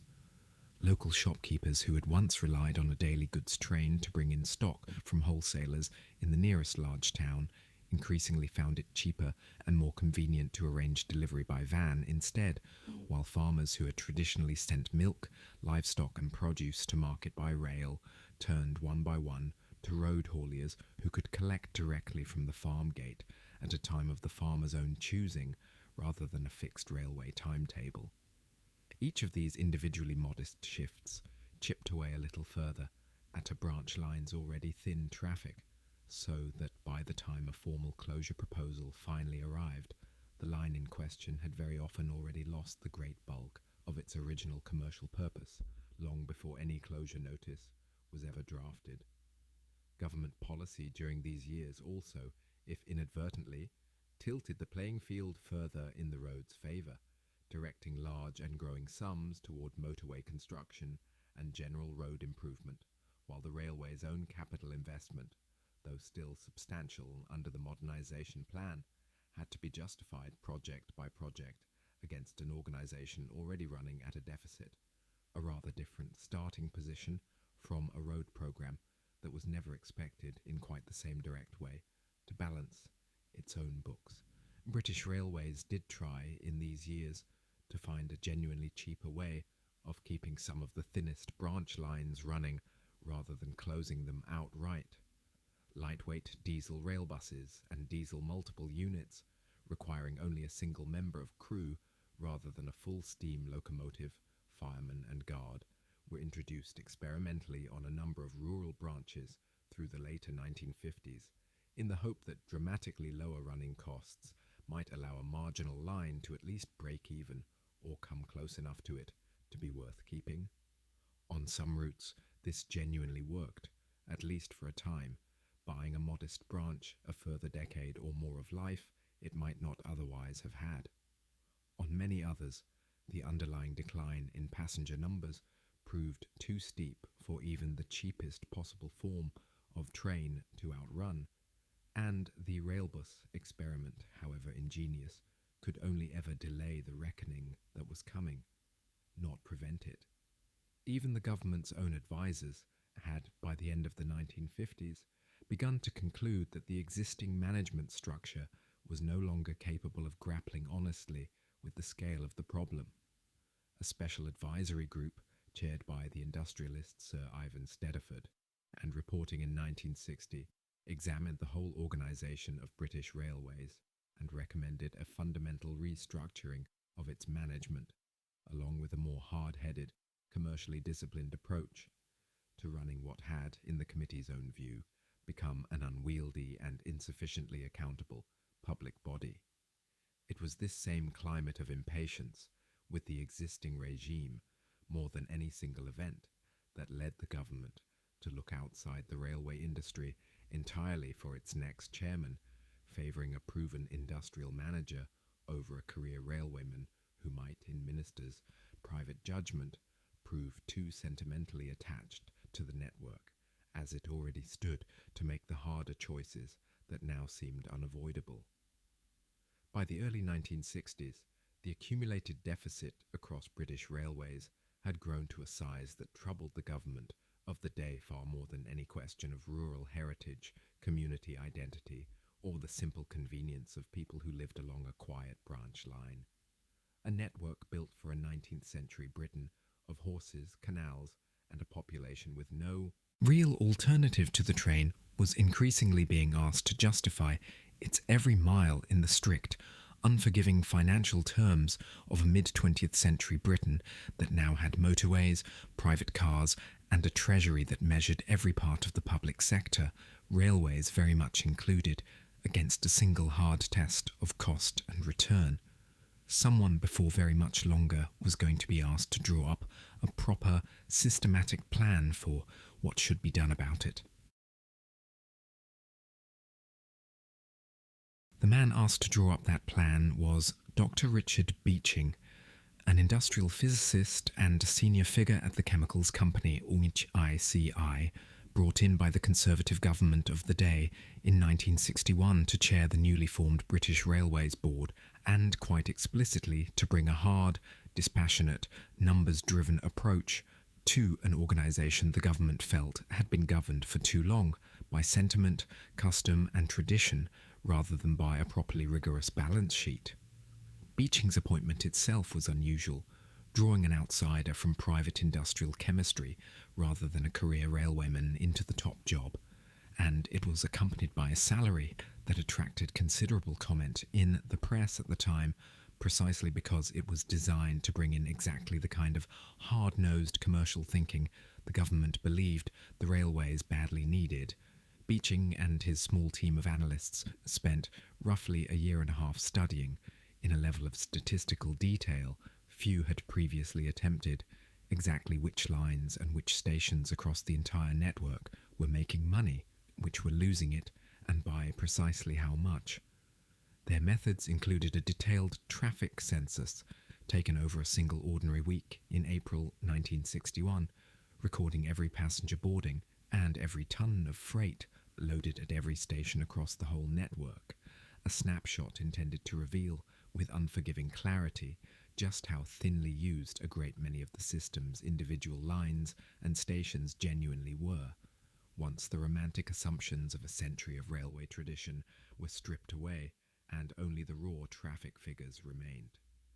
The result, published in March 1963 under the title The Reshaping of British Railways, became known almost immediately, and has remained known ever since, simply as the Beeching Report. Its central finding was blunt, and, to many who read it, genuinely shocking. A very large proportion of the network's total route mileage was carrying only a small fraction of its total traffic, with a startlingly high concentration of passengers and freight on a comparatively modest core of busy main lines, while a great many minor branches carried barely enough traffic to fill a single small bus. His recommendation followed with the same unsentimental logic. Around a third of the network's route mileage and roughly half of its stations should be closed, with resources concentrated instead on a smaller, leaner core of busy, genuinely profitable main lines, and the freight and passenger flows they could serve efficiently, while accepting that a great many communities would lose their railway connection entirely as a direct consequence. What followed through the middle and later years of the 1960s became known in the popular memory of the country simply as the Beeching Acts. Branch line after branch line, some of them serving communities that had depended on the railway as their only real link to the wider world for well over a century, closed to passengers and often to goods traffic soon afterward. Around 2,000 stations shut their doors for the last time across the decade. More than 5,000 miles of track were, in the years that followed, lifted, sold for scrap, or simply left to rust and disappear beneath advancing bramble and birch, their signal boxes demolished or left to decay, their platforms gradually swallowed by encroaching vegetation. In some cases, the closures made undeniable economic sense. Lines that genuinely carried only a handful of passengers a day, running largely empty trains through sparsely populated countryside at real and mounting expense, were an outlay the network could no longer plausibly justify, however much affection and local people held for them. In others, communities lost their only public transport link entirely, with the promised replacement bus services frequently proving less frequent, less reliable, or within only a few years, simply cancelled altogether once the railway itself was safely gone and could no longer be pointed to by campaigners as an alternative worth preserving. No closure, in theory at least, could simply be imposed overnight without any process of scrutiny. British Railways was required by law to publish formal closure notices and refer any proposal that attracted objections to the local transport users' consultative committee, a lay body meant to weigh the hardship a closure would cause against the railway's own case for shedding an unprofitable line, before a final decision passed up to the Minister of Transport for confirmation. In practice, these committees had no power to overturn a closure outright, only to recommend that the minister attach conditions, such as an improved replacement bus service, before allowing it to proceed, and a great many objectors came away from the process feeling that their carefully prepared evidence about hardship, isolation, and the practical unreliability of promised bus alternatives had been heard politely and then set aside in favour of decisions that had, in effect, already been made well in advance. A second report, published under Beeching's name in February 1965 and concerned specifically with the future shape of the country's trunk route network, went further still, proposing that only a comparatively small core of the busiest main lines be developed for the long term, with a great many secondary main lines that had survived the first round of cuts now placed under renewed threat as well. Political and public resistance to this second wave of proposals proved considerably stronger than it had to the first report, and a number of the lines it identified for closure or downgrading were, in the event, reprieved by ministers unwilling to accept quite so severe a retreat, particularly as awareness grew of just how many earlier promises about replacement bus services had already quietly failed to materialise. Beeching himself left the Railways Board not long afterward, returning to private industry, and his name would go on to attach itself, fairly or not, to virtually every railway closure of the era, regardless of whether he personally had ever recommended it, a reputation that decades of subsequent debate among historians, economists, and railway enthusiasts have never entirely settled, some defending his analysis as an overdue and largely accurate reckoning with an unsustainable network, others arguing that shorter-sighted political and financial pressures push the cuts considerably further and faster than sound long-term planning ever justified. The closures also carried a very direct human cost within the railway's own workforce, one that received far less press attention than the fate of the lines and stations themselves. Signalmen, porters, station masters, guards and platform staff at every closed station lost the jobs they had, in a great many cases, held for decades, often in communities where the railway had been one of only a handful of significant local employers. British Railways offered transfers to surviving parts of the network where possible, and some redundancy and early retirement provision besides, but transfer frequently meant relocating a family a considerable distance from a town where they had lived and been known for generations, and many older railwaymen, nearing the end of their working lives in any case, simply left the industry altogether rather than uproot themselves for the sake of a few remaining years of service. The Beeching years quietly ended in this way not only a great many individual lines, but also a great many individual railway careers and railway families, a cost the official traffic statistics never had any real way of capturing. The report's language itself, spare and heavily reliant on statistical tables, graphs and traffic density maps, was in many ways a deliberate departure from the way earlier generations of railway managers had tended to discuss the network, drawing much more directly on the analytical, cost-accounting techniques Beeching had brought with him from private industrial chemistry than on any tradition specific to railway administration. Supporters at the time praised this as exactly the kind of rigorous, evidence-based thinking the industry had long been missing.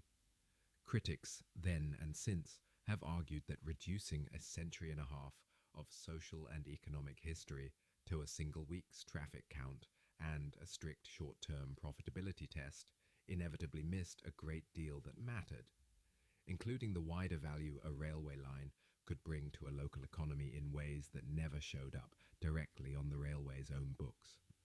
Newspapers, and increasingly the still young medium of television, covered the unfolding closures with a mixture of factual reporting and genuine human interest, sending reporters and camera crews to record final trains,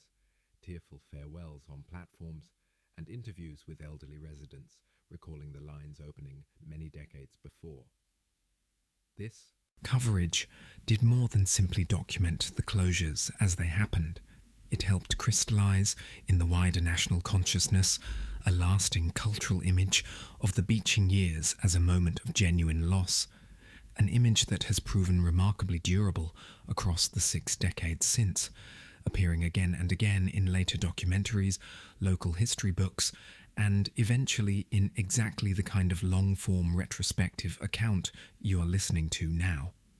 The report's implementation also depended heavily on the individual temperament of the regional managers responsible for actually carrying the recommendations out, and their approach varied noticeably from one part of the country to another. Some regions pursued closures with what critics regarded as unnecessary haste and a marked reluctance to properly consider local objections, eager to demonstrate improved figures to head office as quickly as possible. Others moved more cautiously, genuinely weighing the hardship evidence presented at local inquiries and on occasion quietly recommending that a marginal line be given a further year or two to prove itself before any final decision was taken. This uneven pattern of implementation meant that 2 broadly similar branch lines, carrying comparable numbers of passengers in different parts of the country, could meet very different fates, depending largely on which regional office happened to be responsible for the decision, an inconsistency that struck many contemporary observers and a good many later historians as one of the report's less defensible features.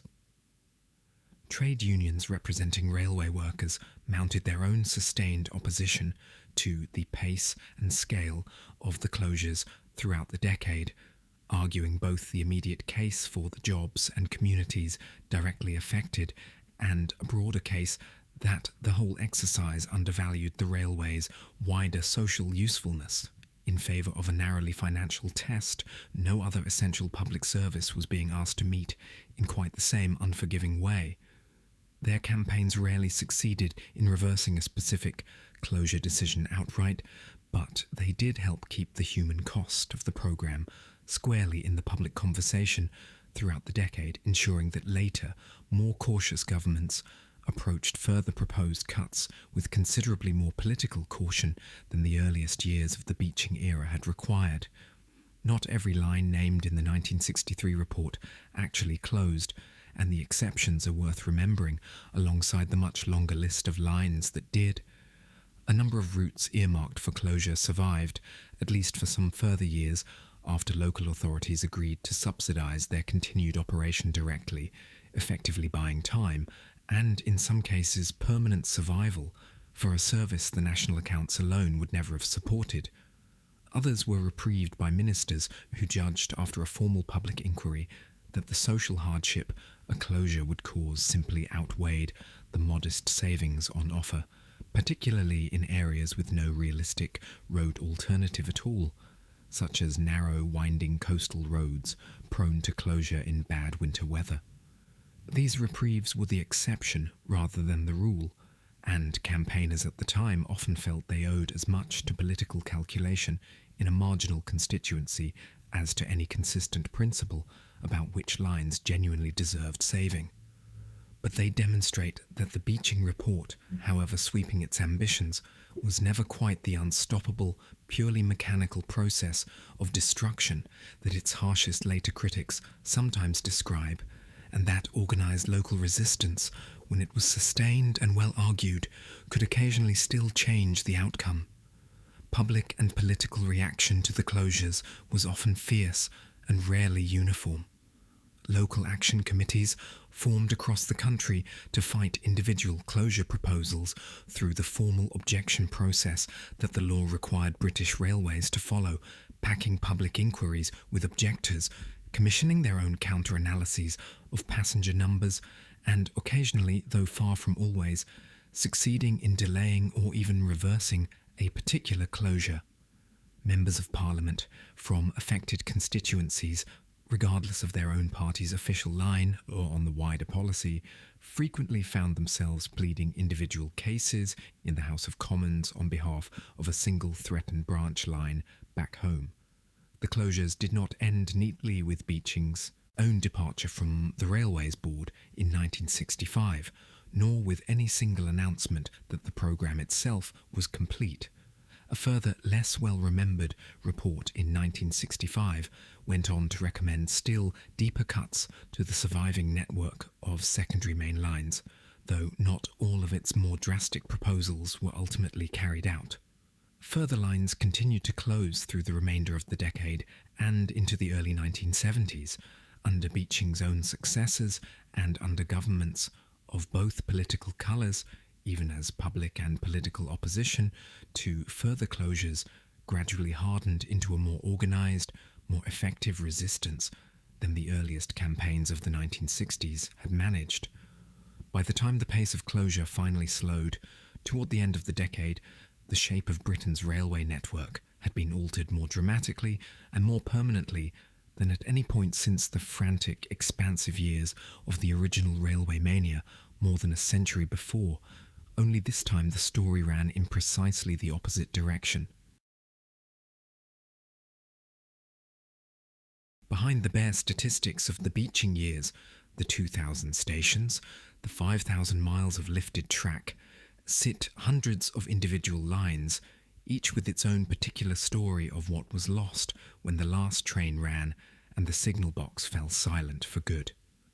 In the Scottish borders, the Waverley route once carried trains the 98 miles between Edinburgh and Carlisle by way of Galashiels and Howick, climbing over some of the wildest, most exposed high ground any main line in Britain had ever crossed, including the summit at Whitrope, where winter snow could close the line for days at a time. It closed to passengers at the very start of 1969, despite fierce local opposition and a well-organised campaign to save it, leaving a region roughly the size of a small English county without a single working railway station of its own,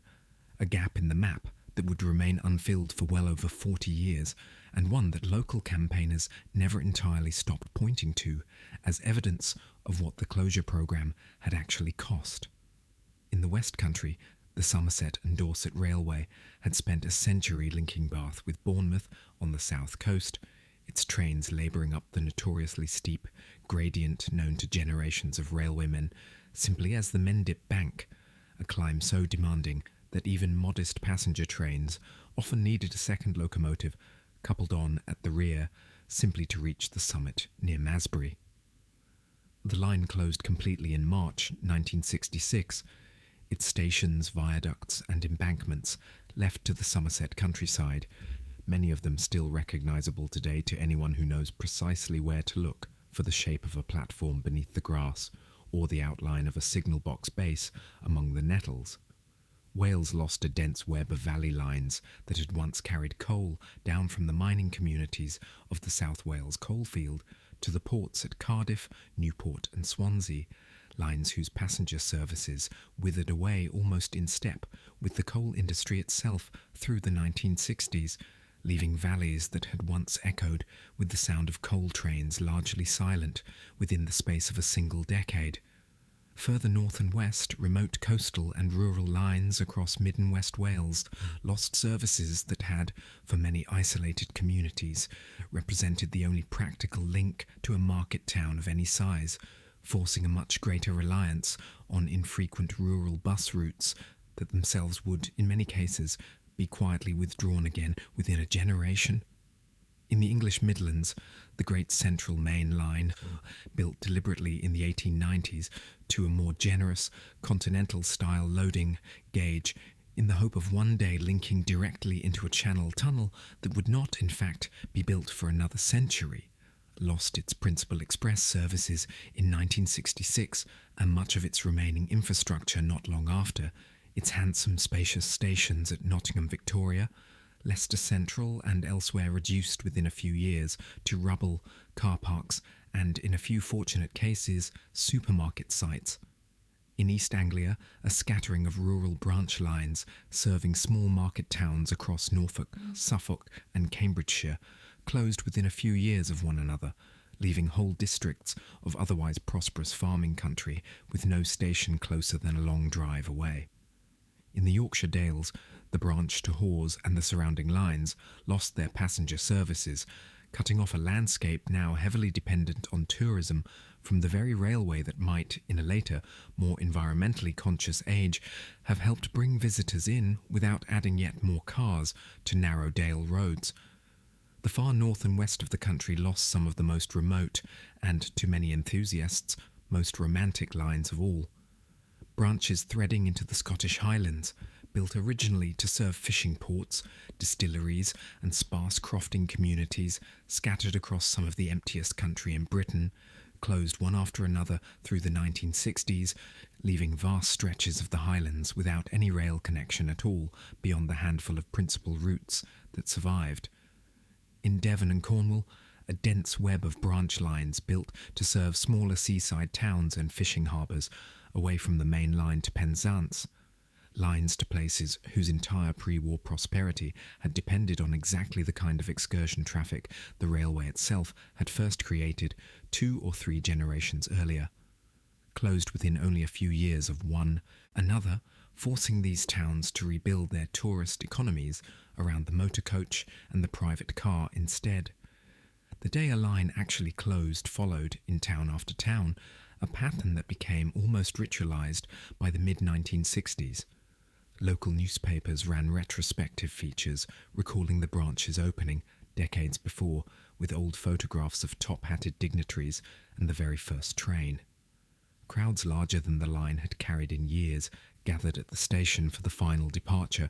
packing carriages that would ordinarily have run half empty, some passengers dressed for the occasion as though attending a funeral, which in its own quiet way it rather was.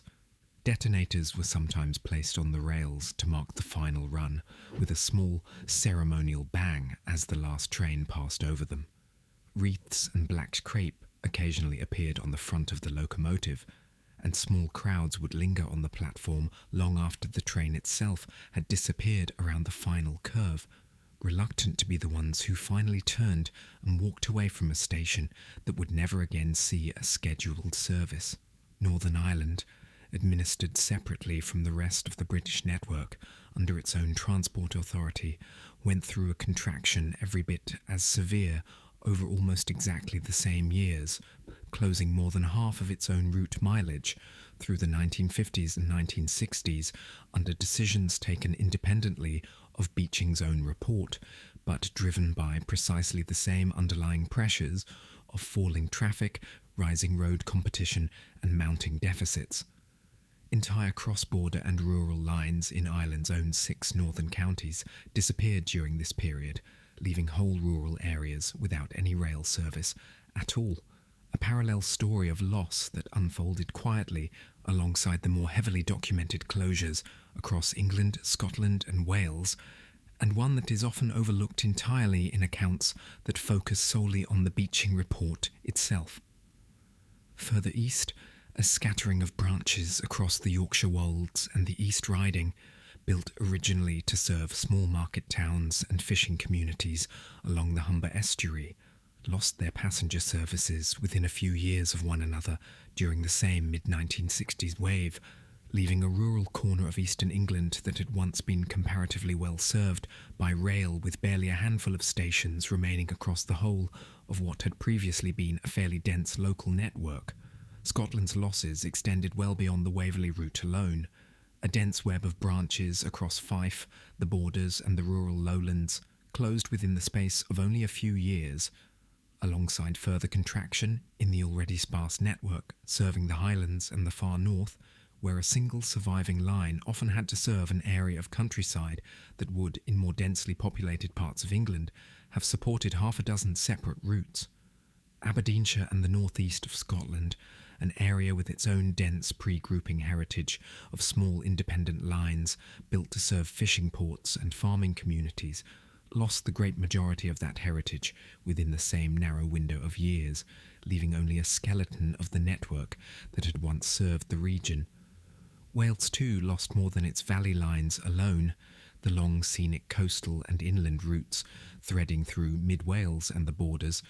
lines that had never carried heavy industrial traffic in the first place and had always depended more on modest local passenger numbers and a trickle of summer tourism than on coal or ore, proved especially vulnerable once the traffic census exposed just how thin that passenger base genuinely was outside the peak summer weeks. Market towns that had enjoyed a rail connection since the Victorian era,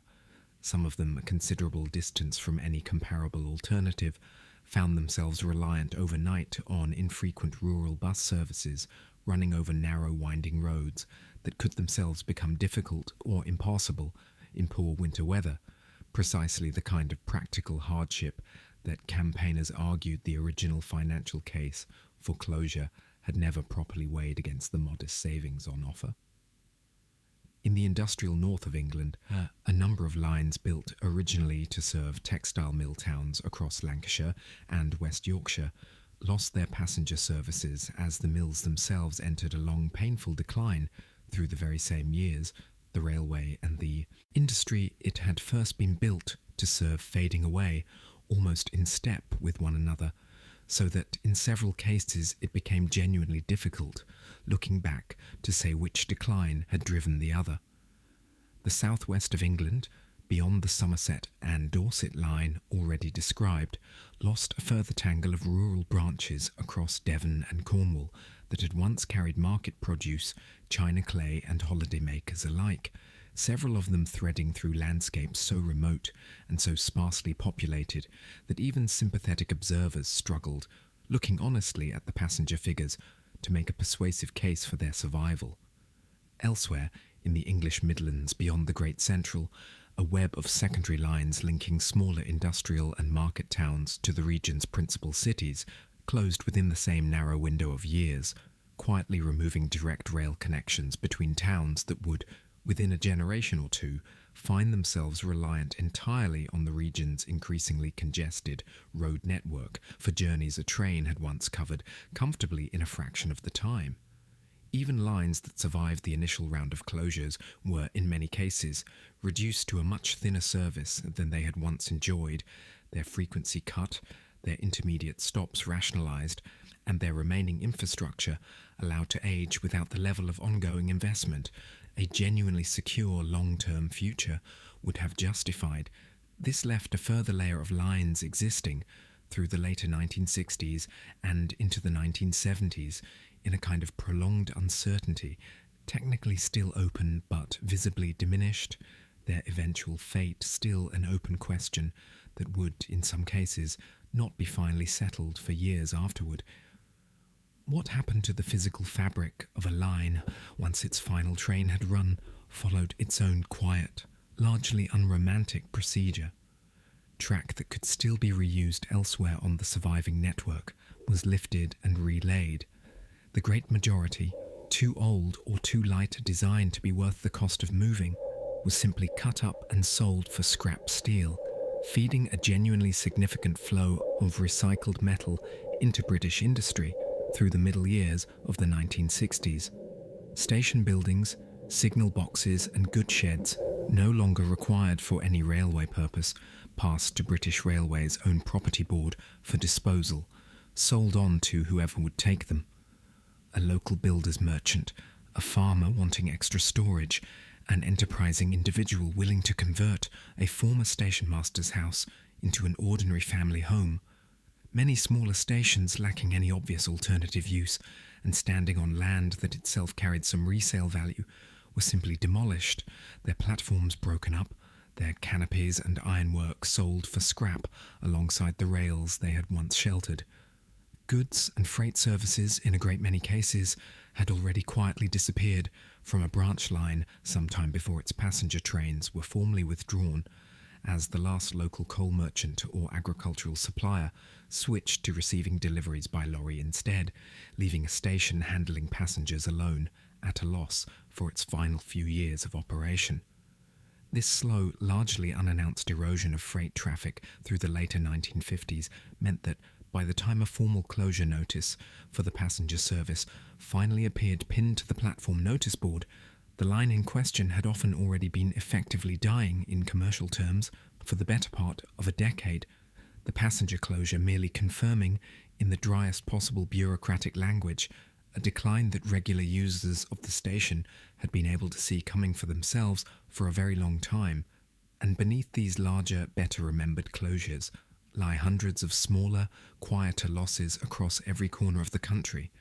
A single branch line to a market town in Lincolnshire or Devon, a halt serving a village of only a few hundred people in the Welsh Hills or the Scottish Highlands, a coastal line along a stretch of Cornwall or the North East that had once carried holidaymakers to the seaside every summer weekend of the year. Many of these lines had, by the time of their closure, genuinely dwindled to only a handful of passengers a day, and the case for keeping them open on strict financial grounds was often, in fairness, a difficult and an honest one to make. But each closure also meant a station building sold or demolished, a signal box dismantled for its timber and glass, a length of embankment left to the brambles, and for the people of the community it had served, the quiet, permanent loss of a connection to the wider country that their grandparents' generation had once taken entirely for granted every single day without a second thought. The story of Britain's lost railways did not simply end with the last closures of the early 1970s, quietly settling into permanent absence. In the decades since, the disused track beds, tunnels and viaducts left behind by the Beeching years have had a second, gentler life, sometimes returning to something close to their original purpose,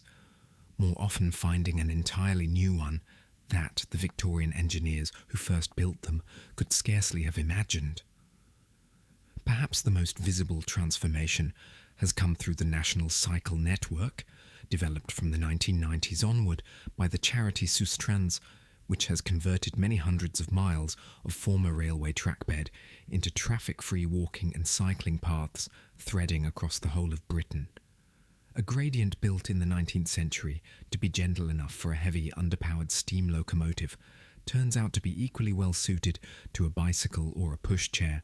and old railway embankments and cuttings, engineered with such patient care by the Victorians, now carry walkers and cyclists along routes that quietly trace the shape of lines the trains themselves abandoned half a century ago.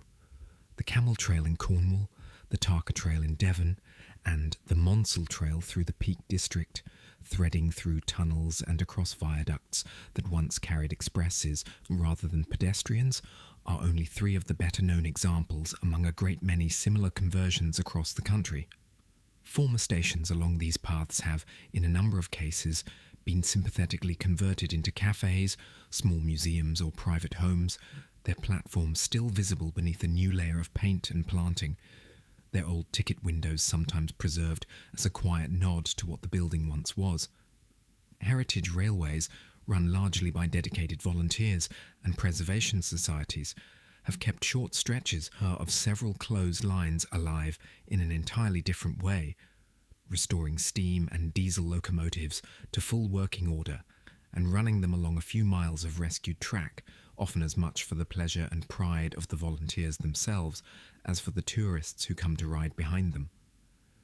The Festiniog Railway in North Wales, one of the oldest of these preserved lines, kept a narrow-gauge slate railway alive and running through decades when its commercial purpose had entirely disappeared.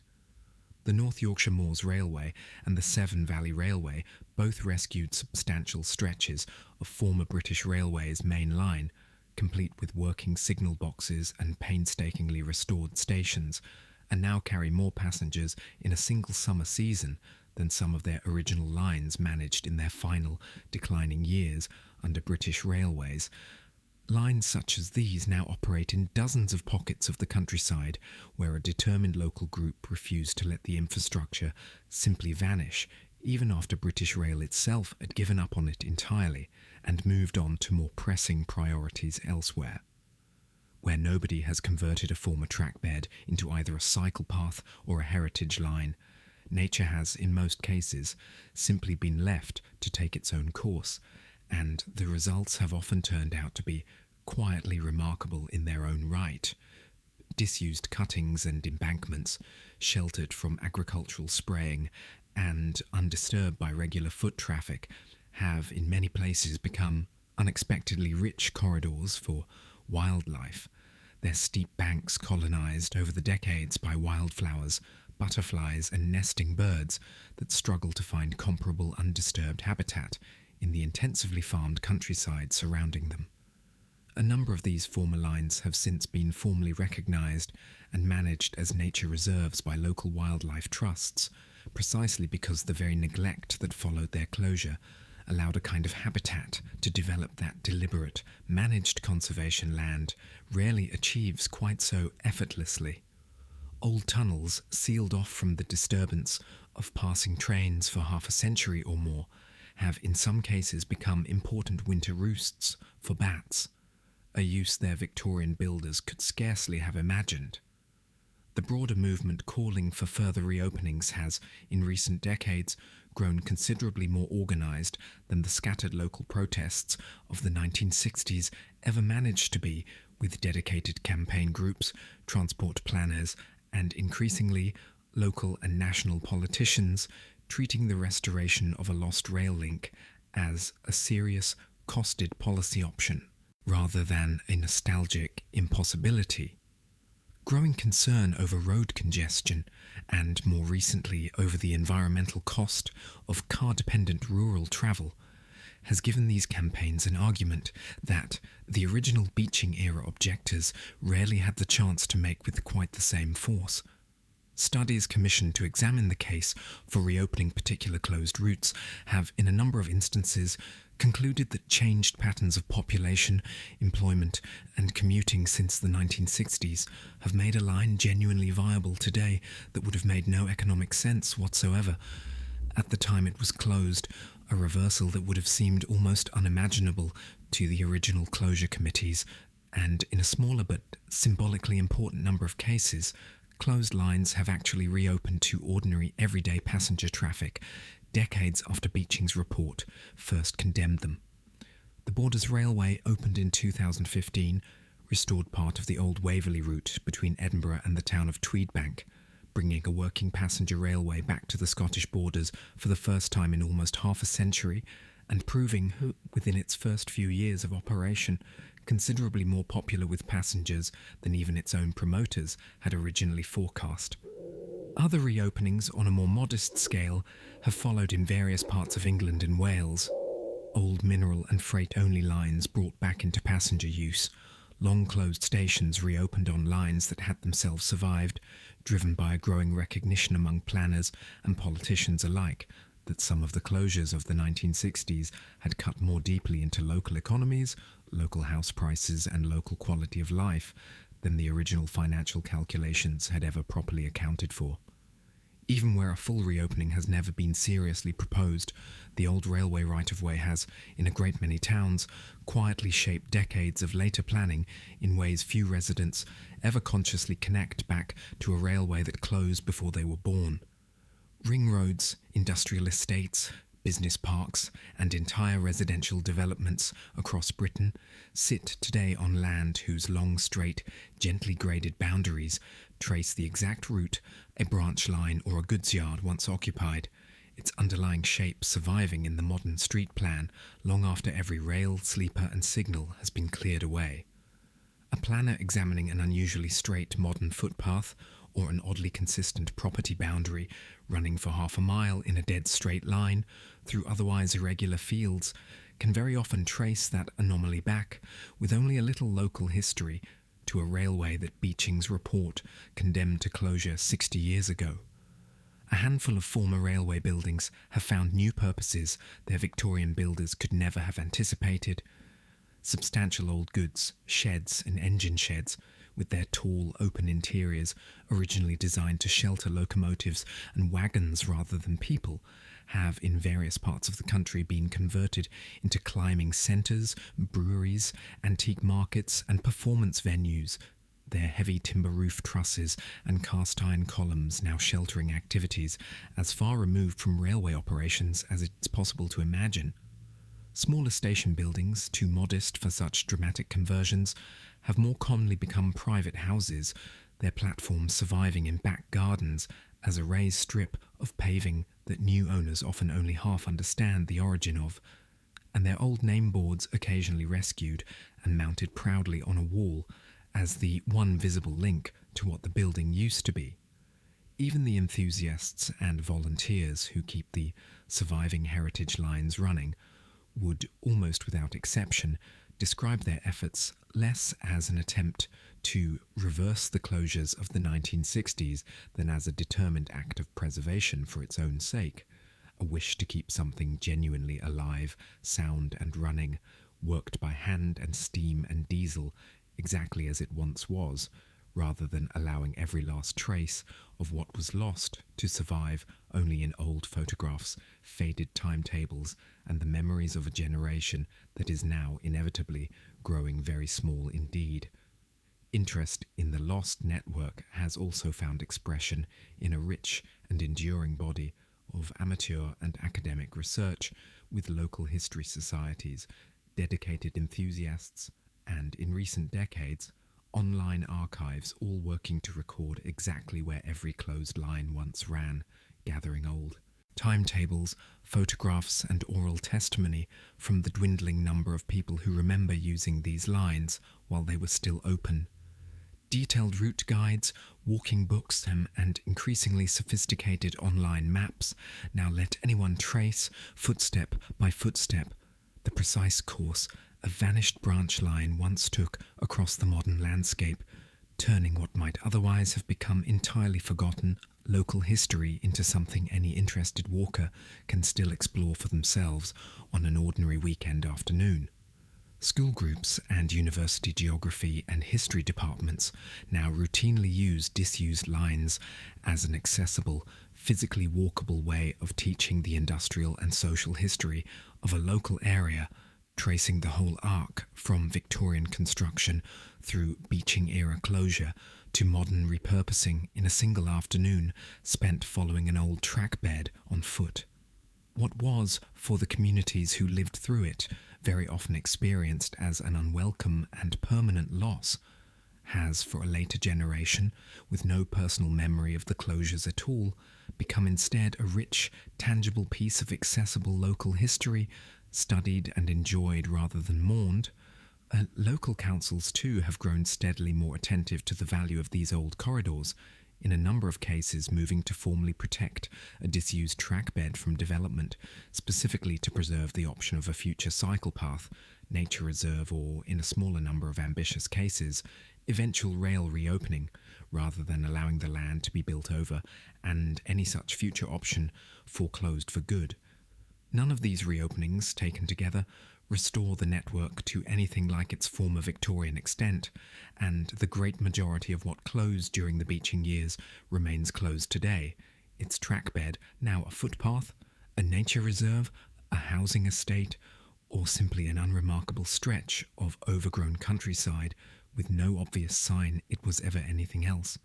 But each reopening, each restored heritage line, each cycle path threading along a former embankment, stands as a quiet, practical acknowledgement that not every closure, viewed from the distance of half a century, was as inevitable or as permanently final as it seemed to those who signed the closure notices at the time on the strength of a single week's traffic count in the spring of 1961. If you drive today through the quieter parts of the British countryside, along a lane in Somerset, or the Scottish borders, or the Welsh valleys, you will very often cross, without quite noticing it, the ghost of a railway that no longer exists, a brick bridge over a stream that no longer carries any track above it, its parapet slowly crumbling into the water below, a long, oddly straight ridge running through a field, too regular and too level to be entirely natural, a row of trees growing in a dead straight line where an embankment once stood, planted decades ago by nobody in particular, simply the first seedlings that found their way onto disturbed, well-drained ground and were never cleared away, a gentle curving dip in otherwise flat farmland where a cutting has slowly filled with a century's worth of fallen leaves and wind-blown soil. The railway itself is gone, but the land still remembers, quietly and patiently, the exact shape of what was built upon it, long after everyone who remembers the trains themselves running past has grown old, or moved away, or passed on entirely. It is easy, looking back from this distance, to tell the story of the Beeching years as a simple tale of loss, of a careless, purely numbers-driven decision that stripped rural Britain of a connection it should never have been allowed to surrender. It is a little more honest and a little more complicated than that. Some of what closed had, by the 1960s, genuinely outlived its usefulness. A network built for a 19th century world of horses, canals, and a population with no real alternative to the train, straining increasingly hard to justify itself in an age of private cars, improving roads and shifting patterns of work and leisure. Other closures cut a good deal deeper than the balance sheets of the day ever fully admitted, severing villages and small towns from a wider world in ways that no replacement bus service, however well-intentioned at the time it was promised, ever quite made good in the years that followed. Both of these things can be true at once, and the landscape itself, walked and cycled today along old track beds, turned into quiet green paths, or ridden along the handful of lines that heritage volunteers have lovingly kept alive against every commercial likelihood, or driven across at 100 half-noticed bridges and embankments on an ordinary afternoon, holds both truths equally without ever needing to choose between them. Every generation, it seems, inherits a railway map it did not choose and takes some of it, in turn for granted, assuming the lines it grew up with will always be there in more or less their present form, exactly as the Victorians once assumed of a network built at the height of an entirely different age, with an entirely different set of certainties about the future. And perhaps that is a comforting thought to close on, as much as a melancholy one. Networks contract and networks grow again. Lines close, and every so often, decades later, a line reopens. Nothing in this story was ever quite as fixed or as final as it must have felt at the time, whether that was the giddy confidence of the railway mania, the quiet certainty of the Victorian golden age, or the flat, unarguable finality of a closure notice pinned to a station notice board in 1965. The landscape simply keeps absorbing whatever we build across it, and keeps, in its own patient way, offering it back to us again if we ever care to look. What remains in the end is a network smaller than the one the Victorians built, at the height of their confidence and their appetite for iron and steam, but perhaps more honestly matched to the country that actually uses it now. Busy main lines carrying more passengers today than at almost any point in their long history, running alongside long quiet stretches of abandoned track bed that have simply returned, patiently and without ceremony, to the fields, the hedgerows and the woodland from which the navvies first carved them 180 years ago, working with pick, shovel and horse-drawn cart through summers and winters we can now barely imagine.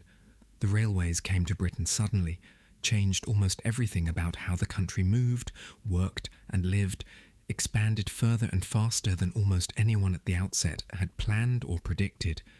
and then, just as suddenly by the slow standards of a nation's history, contracted again to something smaller, quieter, and more modest than the Victorians could ever have foreseen for their proudest achievement. The story does not really have a tidy ending, not yet, and perhaps it never fully will. New lines still occasionally reopen, against every expectation the closure notices once implied. Old track beds still occasionally find a new life as a cycle path, a nature reserve, or simply a quiet place for an evening walk. And somewhere, tonight, in a quiet corner of the countryside, an embankment built for a train that stopped running 50 or more years ago is still standing exactly where it always stood, covered now in grass and gorse and the slow, patient work of passing decades, waiting without any hurry at all, for absolutely nothing in particular. Perhaps that, in the end, is the gentlest way to understand a story this large, not as triumph followed by tragedy, nor as tragedy quietly followed by redemption, but simply as a long, ordinary, very human process of building, using, outgrowing, and slowly, unevenly letting go, the same process that shapes almost everything a country ever makes for itself, played out here across grand iron bridges and forgotten country halts alike over the better part of 200 years. That is where we will leave it tonight. Rest well.